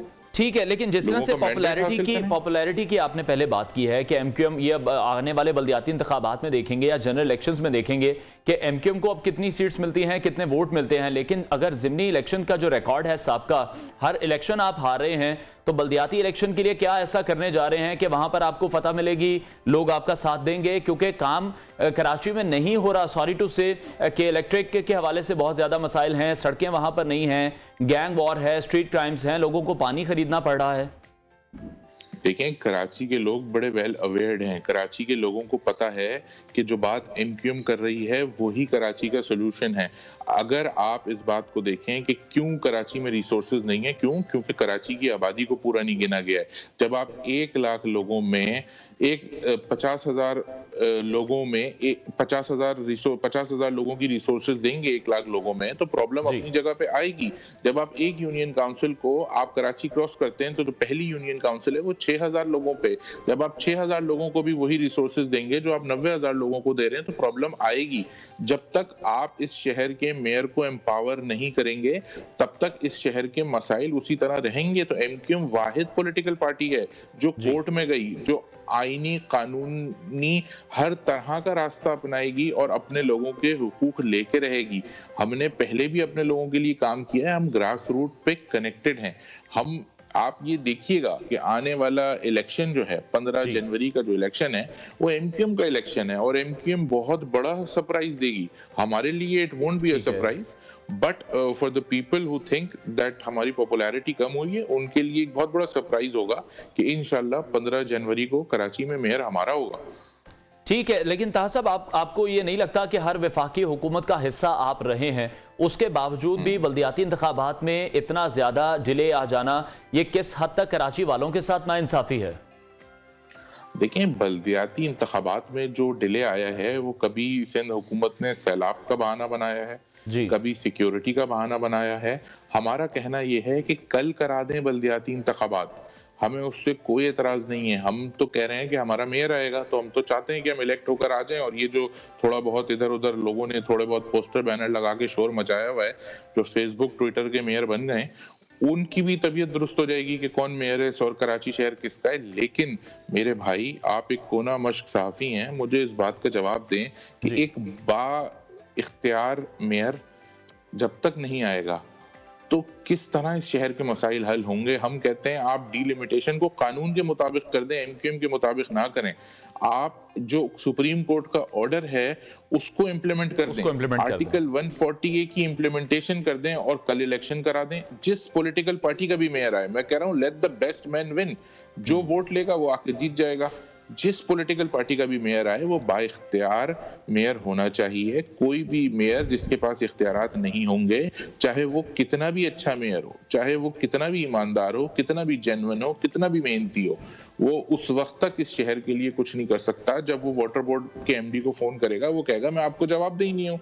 जब वो सिंध सॉलिड वेस्ट मैनेजमेंट के एमडी को फोन करेगा वो कहेगा मैं जवाब दे ही नहीं हूँ आपको। जब वो डीजी केडीए को फोन करेगा वो कहेगा मैं आपको जवाब दे ही नहीं हूँ। तो कैसे, कौन सा मैकेनिज्म है ये? तो अहमकों की जन्नत में रहने वाली बात है कि अगर कोई समझ रहा है कि इस सिस्टम के साथ बल्दियाती इंतखाबात करा के हम इस शहर के हालात दुरुस्त कर देंगे। कराची के मसाइल हल करने के लिए मेयर का बाइख्तियार होना बहुत जरूरी है। इनके रहनुमा ताहा अहमद खान हमारे साथ इन कॉन्वर्सेशन थे और बारहा वो इसी बात पर फोकस कर रहे थे, इसी बात पर जोर दे रहे थे कि जो इख्तियारात का मामला है वो ना जो कराची के पहले मेयर थे वसीम अख्तर, उनको मिला एडमिनिस्ट्रेटर कराची, मुर्तज़ा वहाब भी इसी वजह से मुस्ताफ़ी हुए थे।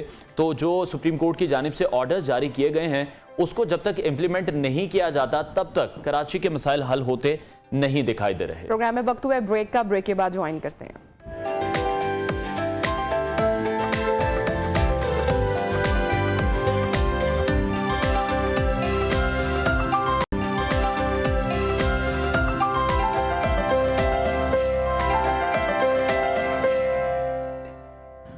Welcome back and good morning once again. अब कुछ प्रोग्राम में बात करते हैं। आज दुनिया भर में नाजरीन इंसदादे बदउनवानी यानी एंटी करे का आलमी दिन मनाया जा रहा है। इस हवाले से अवेयरनेस फैलाने के हवाले से बात की जा रही है और अक़वाम मुत्तहिदा की जनरल असम्बली ने 31 अक्टूबर 2003 को ये ऐलान किया था कि हर साल 9 दिसंबर को वर्ल्ड एंटी करप्शन डे यानी इंसदादे बदउनवानी का आलमी दिन मनाया जाएगा। और आज के दौर में बदउनवानी को हक तस्वुर किया जाता है और इसे कोई बुराई अनवार नहीं समझा जाता। जहां पर जिसका जिसको मौका मिलता है वो इंसान वहां पर हाथ साफ कर जाता है। बिल्कुल, वो कहते हैं ना दाल लगा लिया, तो वो वाला मामला है। और करप्शन पर गिरफ्तार हम देखते हैं जो कि बहुत ज्यादा अनफॉर्चुनेट है।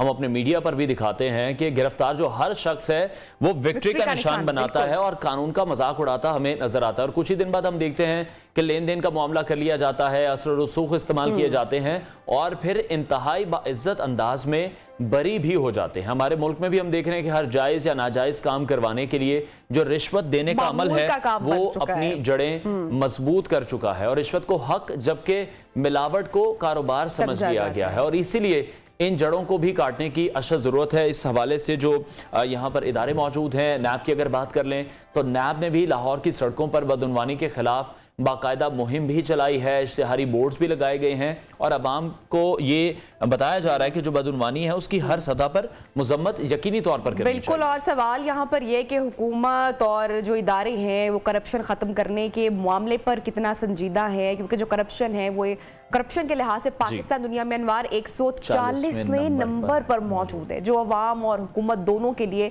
लम्हा फिक्री। अच्छा, इसी पूरी सूरत हाल के ऊपर बात करते हैं। हमारे साथ वकास गौरी साहब मौजूद हैं, न्यू न्यूज़ के न्यूज़ रिपोर्टर के साथ आज हमें वो शेयर भी करेंगे। वकास, बताइएगा क्या समझते हैं, सिर्फ इश्तिहारों के जरिए ही करप्शन को ख़त्म किया जा सकता है? हकीकत में मामला क्या है? पाकिस्तान कहाँ स्टैंड कर रहा है, कितने नंबर पर है? वो हमने कुछ शेयर भी किए फैक्ट्स। जी, सबसे पहले तो बड़ा शुक्रिया, आप लोगों ने मुझे इनवाइट किया। आपने अपने जो इंट्रो है उसी में बता दिया कि हमने सिर्फ फ्लैक्सीज और बैनर्स पर जो है जोर रखा हुआ है। अभी भी जब इंसदादे करप्शन का आलमी दिन आया तो लाहौर की सड़कों पर और पंजाब में और पूरे मुल्क में जो है वो फ्लैक्सीज और बैनर्स जो हैं वो लगा दिए गए हैं कि हम उस फ्लैक्सीज के ज़रिए करप्शन पर काबू पाने की कोशिश कर रहे हैं। लेकिन अगर आप उस फ्लैक्सीज के ठेकों की भी थोड़ी सी इन्वेस्टिगेशन करेंगे ना, तो उसमें भी करप्शन निकल आएगी। हालत ये है कि कोई मौका कोई नहीं जाने दे रहा। बहती गंगा में हाथ धोने के लिए सब तैयार हैं, सब करप्शन के भी हम लोग खिलाफ हैं। एक हिपोक्रेसी हमारे माशरे में इस कदर आम है कि हम करप्शन का मौका भी नहीं जाने देते और फिर हम करप्शन के खिलाफ भी हैं। और जो हमारे इदारे हैं वो काम भी कर रहे हैं लेकिन उसका हासिल वसूल भी कुछ नहीं है। यही वजह है कि ट्रांसपेरेंसी इंटरनेशनल की जो रिपोर्ट है जिसका आपने जिक्र किया जी, 180 उसमें ममालिक पे वो अपने काम करते हैं और उसके अदादोशुमार की बुनियाद पे रिपोर्ट आती है। 180 ममालिक में 140वां नंबर जो है वो हमारा, यानी बस 40 मुल्क की हमसे जो है वो मजीद करप्शन में बदतरीन है। हम उनको भी उम्मीद है कि जल्द जो है वो क्रॉस करके बीट कर लेंगे और पहले नंबर पे भी आ सकते हैं। ठीक है, तो आप किस तरह से अभी देख रहे हैं? सबसे पहले तो हम बात करेंगे नैब की, क्योंकि ज़बान ज़द आम है ये इदारा, इस पर तनकीद भी बहुत ज़्यादा की जाती है। अगर नैब के प्लेटफॉर्म को देखें तो पाकिस्तान से करप्शन ख़त्म करने के मामले में नैब कितनी संजीदा है, क्योंकि आप रिपोर्ट करते रहते हैं इन तमाम मामलात को, और क्योंकि जो स्टेटमेंट सामने आती हैं साबिक वज़ीर आज़म शाहिद खाकान अब्बासी जैसे हैं, बहुत बड़े लीडर हैं, वो ये कहते हैं कि इस इदारे को तो ख़त्म कर देना चाहिए। अच्छा, इसकी ना वजह एक ये है कि जो सियासतदानों के साथ नैब ने सलूक की है ना, वो एक बुनियादी वजह है कि नैब ने अपनी साख भी मुतासिर की है और फिर ये जो है मुतालबा भी सामने आ रहा है कि नैब को ख़त्म ही कर दिया जाए। मैं आपको यहाँ पे जो शाहिद खाकान अब्बासी जब गिरफ्तार हुए तो वो तो उन्होंने तो ज़मानत के लिए भी जो है वो दरख्वास्त दायर नहीं की। जब भी नैब ने रिमांड मांगा तो वो अपने हक में दलाइल भी नहीं देते थे कि इनको रिमांड लेने दें, बल्कि अगर ये 15 दिन का मांग रहे हैं तो उन्हें 30 दिन का दें, 30 दिन का मांग रहे हैं तो उन्हें 60 दिन का दें। ठीक है, वो कहते थे कि आप मुझे इंतकामी कार्रवाई का निशाना बना रहे हैं, आप करते रहें, निकलेगा कुछ नहीं और निकला कुछ नहीं। ख्वाजा साद रफीक का जो केस है वो बड़ी मिसाल बना, क्योंकि उसमें सुप्रीम कोर्ट ने 87 सफ़ात पर मुश्तमिल जो है वो एक फैसला जारी किया और उसमें उन्होंने कहा कि समझ ही नहीं आती कि नैब ने ये केस शुरू क्यों किया। पैरागॉन हाउसिंग सोसाइटी का वो केस था, गालिबन उसमें वो गिरफ्तार भी रहे, उनकी पेशियां भी हुई। जब कुछ ना निकला तो फिर सुप्रीम कोर्ट ने उन्हें जमानत दी। उसके भी 4 माह बाद जस्टिस मकबूल बाकिर ने फैसला जारी किया। उन्होंने कहा इंसानियत की बदतरीन मिसाल है ये केस और समझ नहीं आ रही कि नैब ने किन शवाहिद की बुनियाद पर ये केस शुरू किया, और अगर शुरू कर लिया था तो फिर इसे निकाला क्यों नहीं? हमारे यहाँ वैसे अनवार मसला ये है ना हमारे मुल्क में कि हम हर चीज का जो ब्लेम है वो हम अपनी हुकूमत पर, गवर्नमेंट पे डाल देते हैं। ये जो बड़े बड़े नाम है आपने तस्करा किया, साद रफीक साहब का, शाहिद खाकान अब्बासी साहब का, वजीर आजम पाकिस्तान का, ये एक्स प्राइम मिनिस्टर का, हम इनकी करप्शन की दास्तानें तो खोल कर रख देते हैं, लेकिन यहाँ पर जो आम शख्स है वो कितनी 2 नंबरी कर रहा है या वो कितनी रिश्वत ले रहा है या दे रहा है, इसका मतलब अपने गिरबान में देखना तो वो नहीं देखा। अच्छा, यहाँ पे ना हम एक चीज में हम थोड़ा सा फाउल भी कर जाते हैं। अगर बात की जाए कि आप ओवरऑल माशरे को करप्ट कहना शुरू कर देंगे तो फिर सोल्यूशन कहाँ पे है, फिर हल कहाँ पे है? यकीनन सब लोग करप्ट भी नहीं है, लोग मेहनत करके भी आगे आते हैं, हर सरकारी मुलाजिम भी करप्ट नहीं है, हर पुलिस वाला भी नहीं है, लेकिन बेशतर होंगे। शफाफ है, बदगुमानी करने वाला शख्स पहुंचता है कैफरे के किरदार तक, इन्वेस्टिगेशन होती है, शफाफ होती है, निज़ाम किस तरह का है?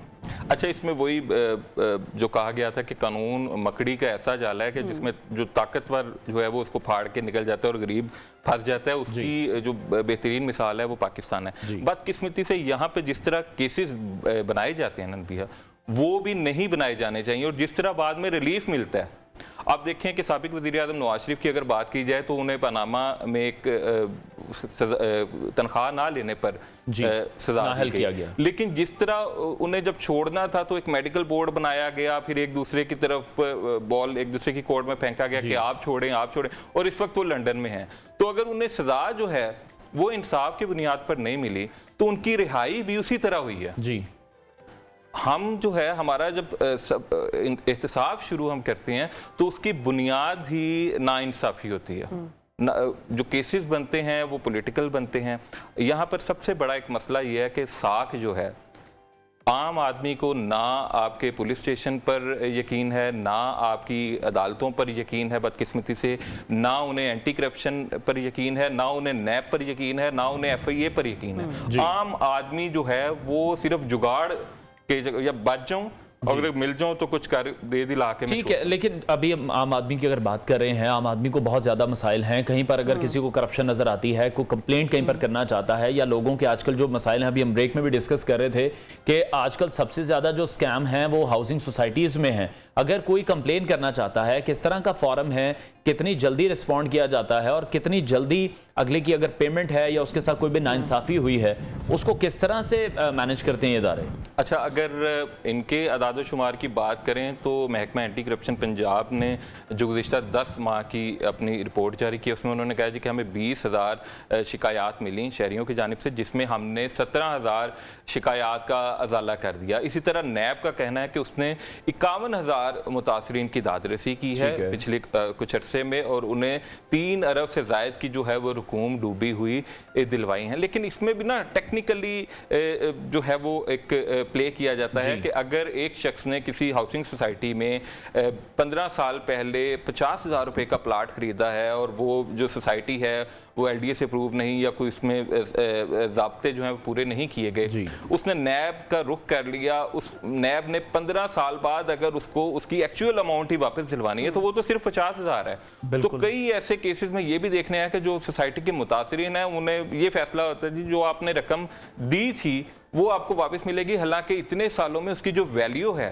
उसमें बड़ा एडिशन हो गया होता है। तो ये वजह के इंसाफ मिल भी जाता है, लेकिन फिर भी उसमें कहीं ना कहीं ऐसे एक खला रख दिया जाता है कि जो शहरी हैं वो रोते ही दिखाई देते हैं। अच्छा वकास, इसमें हम देखते हैं कि लॉ मौजूद है, कानून मौजूद है, लेकिन क्या उस तरह से जिस तरह हम दीगर बात करते हैं कि इम्प्लीमेंटेशन नहीं हो रहा या सज़ा नहीं मिल रही, साल हर साल केसेस चलते चले जा रहे हैं, क्योंकि करप्शन का एक बहुत हमारी पॉपुलर जो पाकिस्तान की जो एक पॉलिटिकल पार्टी है उसने भी बयानिया बनाया करप्शन भगाओ के हवाले से। तो करप्शन एक वो वाहिद चीज़ है जिसने हमारे मुल्क की मईशत को भी बहुत हद तक डैमेज किया है, नुकसान किया है। तो जो लोग हैं जो मुलव्वस निकलते हैं वो उनको इंसाफ मिलता है?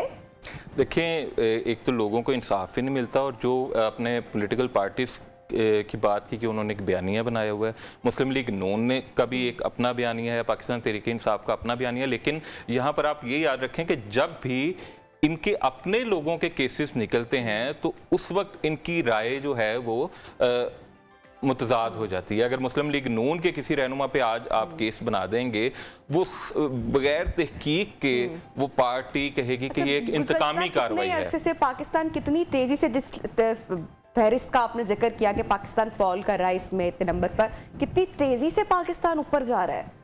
ये गुज़िश्ता 4 सालों में पाकिस्तान के मजीद 3 पॉइंट्स जो हैं वो गिरे हैं। पहले 128 पे था जी, और फिर ये 140वें नंबर पर पहुंच चुका है, और गुज़िश्ता 3 से 4 सालों का ये जो उनका अदाद शुमार है, ये 2021 की रिपोर्ट जो है उन्होंने 2022 में जारी की है ट्रांसपेरेंसी इंटरनेशनल ने। तो उन्होंने बताया कि 128 से 140वें दर्जे पर पहुंच गया। और देखें, हम यहाँ पे बेशक कोई ना कोई इंसिडेंट क्रिएट करके या अपनी आवाम को किसी भी सोशल इशू पर उन्हें इंगेज कर लें और वो इस तरफ ना जाने दें, लेकिन जो दुनिया है, जो आलमी बरादरी है, जो इंटरनेशनल इदारे हैं, वो इन सारी चीज़ों को ना सिर्फ मॉनिटर कर रहे हैं बल्कि इसकी बुनियाद पर पाकिस्तान के बारे में एक राय भी कायम हो रही है। और वो जब हम हम बाहर जाते हैं या कोई भी पाकिस्तान का डेलीगेशन जाता है, इवन कि अब तो हमारा वजीर आजम भी जाता है, तो वो भी एक डिफेंसिव पोजीशन में हम देखते हैं कि वो बात करता है। ठीक है, अभी जिस तरह से एंटी करप्शन की और नैब की हम बात कर रहे हैं, और आपने शुरू में कहा कि जो फ्लेक्सीज और बैनर्स भी हम सड़कों पर इन इदारों की तरफ से देख रहे हैं, उसमें भी करप्शन के अवामिल शामिल हो सकते हैं या फिर हैं, तो इन इदारों में जो करप्ट अफराद मौजूद हैं, इन इदारों में जो करप्शन हो रही है, उसकी अकाउंटेबिलिटी कौन कर रहा है? देखिए, बदकिस्मती से उसका कोई भी मैकेनिज्म नहीं है। अब हालिया कुछ अरसे में हमने देखा है कि कुछ स्टेप्स ऐसे उठाए गए हैं एंटी करप्शन में भी और नैब में भी कि जनाब खुद एहतसाबी का एक अमल शुरू किया जा रहा है। बज़ाहिर वो सजाएं भी देते हैं। देखिए, बज़ाहिर इस मुल्क में सब कुछ अच्छा है जी, एंटी करप्शन में भी सब कुछ अच्छा है, नैब में भी अच्छा है, आपकी पॉलिटिक्स में भी चीज़ें बेहतर हो रही हैं, लेकिन हकीकतन अगर आप उसको एक पर्सपेक्टिव में देखें तो फिर आपको पता चलेगा कि चीज़ें पहले से भी बदतर हो रही हैं, क्योंकि हम जब तक सियासी अवामिल को पसे पुष्ट नहीं रखेंगे, एंटी करप्शन जो है वो क्योंकि पंजाब हुकूमत के मतहत है, उसके तहत वो चलती है, तो वो जिसकी गवर्नमेंट होगी उसके मुखालफिन के इर्द गिर्द शिकंजा कसेगी। नैब इस वक्त कहा जा रहा है कि वो वफाकी हुकूमत के ज़ेरे असर है और वो उन लोगों को रिलीफ दे रही है जो उनके प्यारे हैं। तो ये एक पैटर्न चल रहा है और हमें खबरें भी ऐसी मिलती हैं, जैसे एंटी करप्शन ने कुछ अरसे कबल जब पंजाब में गवर्नमेंट तब्दील हुई तो अहम केसेस जो तरीके इंसाफ के थे उन सब में रिलीफ दे दिया। तो हमें सबको मिलकर टाइम कम है, वरना गुफ्तगू को यकीनी तौर पर आगे बढ़ाते ब्रेक का कहा जा रहा है, ब्रेक की जानिब बढ़ेंगे, प्रोग्राम में गुफ्तगू को आगे बढ़ाएंगे, साथ रहिएगा।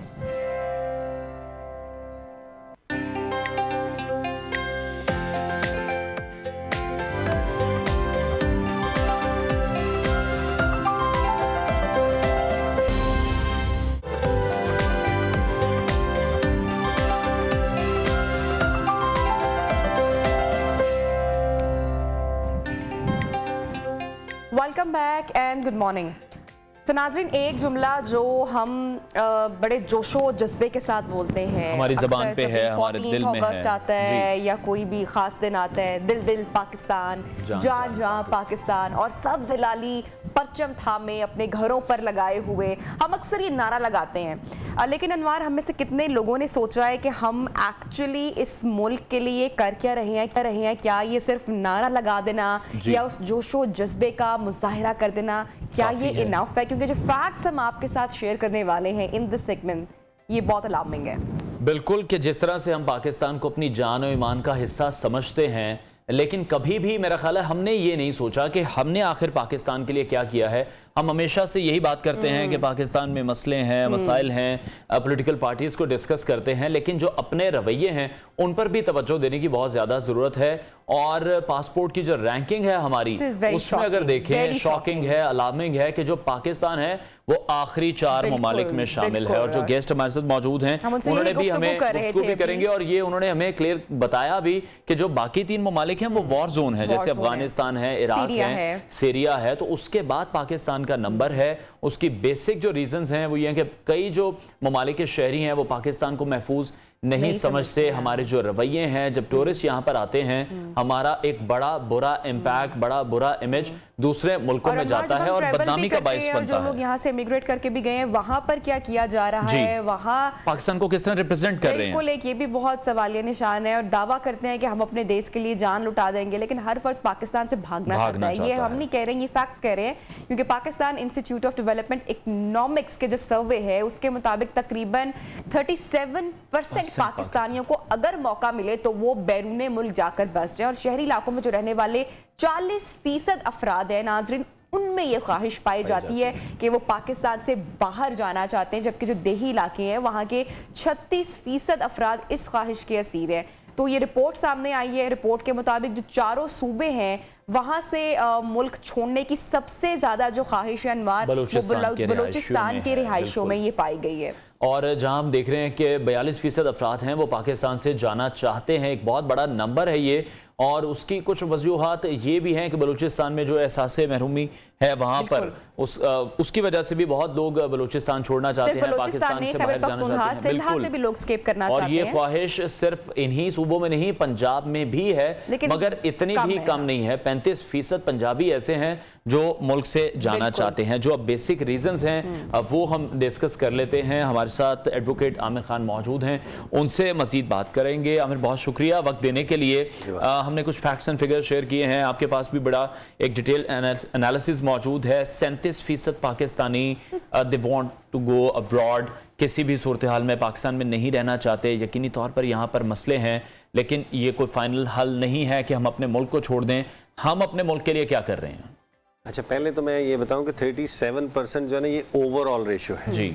अगर हम बात करें जो हमारी यूथ की, जैसे हम बात करते हैं कि हमारी जो पॉपुलेशन का ज़्यादा हिस्सा है वो यूथ पे मुनहसर है, तो वो अगर आप देखें तो वो जो रेशियो है वो यूथ की जो 18 से 30 साल के दरमियान है, वो 67% इस सर्वे के मुताबिक बाहर के मुल्क में अगर उन्हें मौका मिले तो वो चले जाएंगे। यानी 67% इज अलार्मिंग सिचुएशन। बिल्कुल। तो इस चीज़ को अगर हम सामने रखें तो हमें, जैसे हम बात कर रहे थे कि यहाँ पे रीजंस क्या है, यहाँ पे रीजंस यही हैं कि मुआशी मुश्किलात हैं, यहाँ पे जो है वो सिक्योरिटी रीजंस हैं, और इन चीज़ों की वजह से हर बंदा चाहता है कि अगर कोई उसे डेवलपमेंट कंट्री का चांस मिले तो he will certainly go there. अब इसको ये सवाल आता है कि इसको कैसे बेहतर किया जा सकता है। डेफिनेटली हम अपने मुल्क की जो सूरत हाल है उसको थोड़ा सा सिक्योरिटी जो रीजंस हैं, जो मुआशी रीजंस हैं, उनको बेहतर किया जाए, टूरिज्म को बेहतर करें, पाकिस्तान का जो सॉफ्ट इमेज है वो बाहर जाना चाहिए। अब ये है कि एक और चीज़ जो है वो मैं ये कहता हूँ कि आप बाहर जाएं, क्योंकि आपको एक्सपोजर मिलेगा जी। आप अगर एडवांस वर्ल्ड में जाते हैं तो ट्रैवलिंग आपको जो है जो लर्निंग देती है वो कोई और चीज़ लर्निंग नहीं दे सकती। तो अगर आप ट्रैवलिंग करके बाहर जा रहे हैं तो आप कम अज कम ये देखें कि जिस मुल्क में भी आप जा रहे हैं आप उनके रूल्स एंड रेगुलेशन को फॉलो करके जाएं। जो कमिट करके आप जा रहे हैं वही बात करके वापस आ जाए। लेट्स से अगर आप 15 दिनों का कह के जा रहे हैं, विजिट रखें, वहां पर खली बल्ली ना हो जाए। बिल्कुल तो 15 दिन का आप कह के जा रहे हैं तो आप हमारे जब भी एम्बेसीज में आप एप्लीकेशन देते हैं तो उनके ज़हन में पहले ये होता है कि he will not come back, ये वापस नहीं आने वाला। इसी सिनेरियो को जब वो देखते हैं तो आपकी रिफ्यूजल जो है वो फौरन, हमारे कंट्री का जो refusal rejection rate green passport के ऊपर, that is so much alarming. 57% refusal rate है हमारी एप्लीकेशंस का। ठीक है। अब इसमें ये देखने की जरूरत है कि दुनिया में हमारे जो आपने पहले बताया है, जैसे कि चौथे नंबर पे हमारा पासपोर्ट रैंकिंग में आता है। ठीक है, आखिर से ऊपर से नहीं, आखिर से। और वो भी इराक, अफगानिस्तान, इथोपिया जो है वो भी हमारे से ऊपर है। बांग्लादेश 47 वीजा फ्री कंट्रीज में जा सकते हैं बांग्लादेशी। आपको एक और मजे का फैक्ट बता दूं, कितने अरसे में पाकिस्तान ने ये नंबर हासिल किया, ये ग्रेड हासिल किया, ये भी बता दें। ये सिंस 1947 से आप लगा लें, माशाल्लाह इसी रेंज में जा रहे हैं। और बांग्लादेश भी हमारे से 47 वीजा फ्री कंट्रीज में जा सकता है। अभी रिसेंटली मैंने 2 मंथ्स बैक जो रिपोर्ट पढ़ी थी वर्ल्ड पासपोर्ट इंडेक्स की, हमारा जो एक हमसाया मुल्क है जिसमें इंडिया आप जिसको कहें, जिसको हम इंटरेस्ट लेते हैं कि वो क्या करें, तो 2 months back they were allowed to travel visa free country on 52 countries, लेकिन अब within 2 months 72 visa free country उनके पासपोर्ट के ऊपर अवेलेबल है। ये कैसे मुमकिन हुआ? अच्छा, अभी तो वैसे जब भी हम ट्रैवल करते हैं, ट्रैवल करते हैं तो जैसे पता चलता है कि ग्रीन पासपोर्ट है तो वो जरा थोड़ा सा वैसे जरा एक थोड़ा सा डर रहता है, हो जाते हैं कि जरा आप जरा थोड़ा सा साइड पे आ जाएं, आपसे जरा मजीद डिटेल इन्वेस्टिगेशन की जाएगी। ऑब्वियसली पाकिस्तान का नाम भी फिर ग्रे लिस्ट में रहा, तो बहुत सारे फैक्टर्स इसके अंदर हम ये भी उसी में से एक है ना। देखिए पासपोर्ट की रैंकिंग, कोई भी आपके पास इन्वेस्टमेंट करने के लिए आता है तो वो ये देखेगा कि इस पासपोर्ट की रैंकिंग क्या है, तो आप स्ट्रेट अवे क्या दिखा रहे हैं। ठीक है, आप जितनी भी एम्बेसी, एक मजे की बात बताऊं कि पाकिस्तान में हर साल एवरेजली यहाँ पे जितनी भी एम्बेसीज हैं इस्लामाबाद में 10 लाख से ज्यादा एप्लीकेशंस हम डालते हैं वीजाज के लिए, जैसे विजिट वीजाज हैं जी, जैसे और दूसरे वीजाज हैं, स्टडी हैं या दूसरे हैं। तो इनकी जो सिर्फ एप्लीकेशन फीस है, मैं यूनिवर्सिटीज की फीस या दूसरी वो नहीं कैलकुलेट कर रहा, इमिग्रेशन सिर्फ विजिट वीजा और जो बेसिक एप्लीकेशन फीस है वो 4 अरब रुपए हम सबमिट करते हैं इन एम्बेसीज को। 10 लाख एप्लीकेशन, उसमें से आप कह रहे हैं 57% रिफ्यूजल रिजेक्शन है जी। बिल्कुल, आप देखें इतनी बड़ी अमाउंट हम इनको पे करते हैं, रिफ्यूजल रेट भी लेते हैं, इमेज भी अपना खराब करते हैं, और उसकी रीजन जो बड़ी है हमने ट्रस्ट उनके ऊपर डेवलप नहीं किया। अगर आप यही बाहर के मुल्क में जाएं और अगर फॉर एग्जांपल अगर आप इंग्लैंड में हैं तो आपने जाना है अमेरिका के लिए, लेट्स से आप वहाँ पे नेशनलिटी होल्डर नहीं भी हैं, आपसे डॉक्यूमेंट ही नहीं कुछ मांगे जाते खास, आप कहाँ काम करते हैं फॉर्म में फिल करके रख दें, आप 1 से 2 डॉक्यूमेंट लगाएंगे, they believe on your words. और यहाँ पर तो एक डॉक्यूमेंट्स का पलंदा रेडी करना पड़ता है, जो डिफरेंट कंपनीज हैं वो आपसे 2.5 मिलियन चार्ज करते हैं, स्कैम्स होते हैं, फ्रॉड्स होते हैं। और हमारी जो इनिशियल स्टेज ही है वो यही है कि हम जो बैंक स्टेटमेंट के लिए भी जाते हैं तो कहते हैं यार मेरे अकाउंट में आप पैसे डाल, तो हम खुद ही अपना काम 2 नंबरी से स्टार्ट करते हैं। बिल्कुल, ये इसीलिए मैंने जो है गवर्नमेंट को भी इनिशिएट लेना चाहिए, जैसे आपने पहले पूछा कि इसको बेहतर कैसे किया जाए। मतलब जो भी हमारे स्टेक होल्डर्स हैं, जैसे पब्लिक है जी और गवर्नमेंट है, गवर्नमेंट को भी चाहिए कि जो रैंकिंग बढ़ाने का एक तरीका तो ये है कि जो हमारे फ्रेंडली ममालिक, जैसे उज़्बेकिस्तान पहले हमारे फ्रेंडली ममालिक में था, टर्की भी अभी भी है, ये सारे अभी भी हैं, लेकिन टर्की, उज़्बेकिस्तान, इन ममालिक ने भी हमारे जो हम आराम से चले इतना ज्यादा टाइट कर दिया हुआ है कि अब उधर जाने के लिए भी आपको पापड़ बेलने पड़ते हैं। बिल्कुल, तो ये हमारी अपनी हरकतों की वजह से हुआ। फिर हमारे पास जो चीज़ें हैं अब हम उन पर काम नहीं करें। फॉर एग्जांपल एनवायर टूरिज्म का पॉइंट आपने बहुत अच्छा रेस किया। फॉर एग्जांपल टर्की आप देखिए, क्योंकि उनकी हिस्ट्री इतने रिच है तो वो उसी को सेल कर रहे हैं, उसी को सेल कर रहे हैं। और पाकिस्तान में भी देखा जाए तो नेचुरल ब्यूटी हमारे पास की कोई कमी नहीं है, लेकिन हमारी गवर्नमेंट की तरजीहात में ही ये शामिल नहीं है। क्यों? इसलिए कि वो देखें, हर चीज एक प्रॉपर प्रोसीजर से होती है। आपकी आइडेंटिटी क्या है पाकिस्तान, पहले तो नाम होता है ना, उसके बाद सबसे पहली जो आइडेंटिटी है दैट इज पासपोर्ट।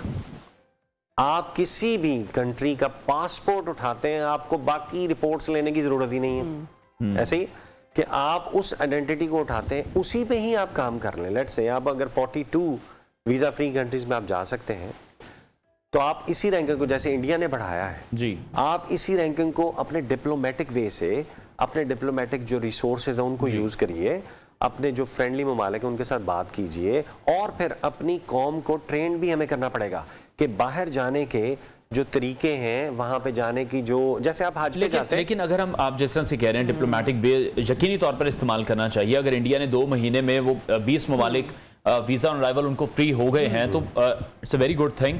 लेकिन ये तो एक बार होगा। अगर हम बात करें टूरिज्म के थ्रू भी, अगर हम लोगों को यहाँ पर लाते हैं, जो इंफ्रास्ट्रक्चर है वही डेवलप नहीं है। गिलगित बल्तिस्तान अगर किसी ने जाना है, स्कर्दू किसी ने जाना है, रास्ते में रेस्ट रूम्स नहीं है, खाना वहां पर ठीक नहीं मिलता, या फिर रेट्स बहुत ज्यादा हाई होते हैं, तो फिर बहुत ज्यादा चीजों को मॉनिटर करना पड़ेगा। बिल्कुल, ये मैं वही बात कर रहा हूँ कि हमारी जो कमिटमेंट है, हमारी जो वर्डिंग है, चाहे वो इंटरनली हो, चाहे वो किसी भी कमिटमेंट के लिए बाहर जाने वाली हो। हम अगर यहाँ पे भी टूरिज्म की आप बात करें, जो फूड की या दूसरी चीजें जो कमिट करें वैसा ही करें। ठीक है। आप एम्बेसीज के साथ भी जब जाते हैं तो आई वुड रिकमेंड कि पब्लिक को खुद अवेयरनेस होनी चाहिए। ये एक बार जो मैंने कमिटमेंट कर ली उससे फिर नहीं, ये जरूरी है। ठीक है। हमारे प्रोग्राम का आमिर खान हमारे साथ इन कॉन्वर्सेशन थे। थैंक यू सो मच, आपने मेरे प्रोग्राम में ज्वाइन किया। तो अनवर जल्दी से प्रोग्राम की आज वायरल वीडियो शेयर कर लेते हैं। जी जनाब, प्ले कीजिएगा। और बड़ी क्यूट वायरल वीडियो आज हमारी टीम ने, सर्दियों का मौसम शुरू हो गया है और हम भी जिस तरह हीटर के आगे अपने हाथ सेक रहे होते हैं, तो ये जानवरों को भी ठंड लग रही है, जानवरों को ठंड लग रही है। और ये बच्चे की बड़ी क्यूट सी, आप कितना ख्याल रख रही है अपने इस अपने सेक कर, वो अपने उसका पेट होगा गालिबन, तो उसको हीट पहुंचा रही हैं कि उसको सर्दी ना लगे। तो बड़ी क्यूट वीडियो थी, सोशल मीडिया पर बहुत ज्यादा वायरल हो रही है। मिलियंस में मेरा ख्याल है व्यूज आ चुके हैं इस वीडियो के। अनवर, प्रोग्राम का टाइम भी खत्म हो रहा है। इंशाल्लाह मंडे को मुलाकात करेंगे आपसे। अपना बहुत सारा ख्याल रखिए। अल्लाह हाफिज़। Have a good weekend. अल्लाह हाफिज़।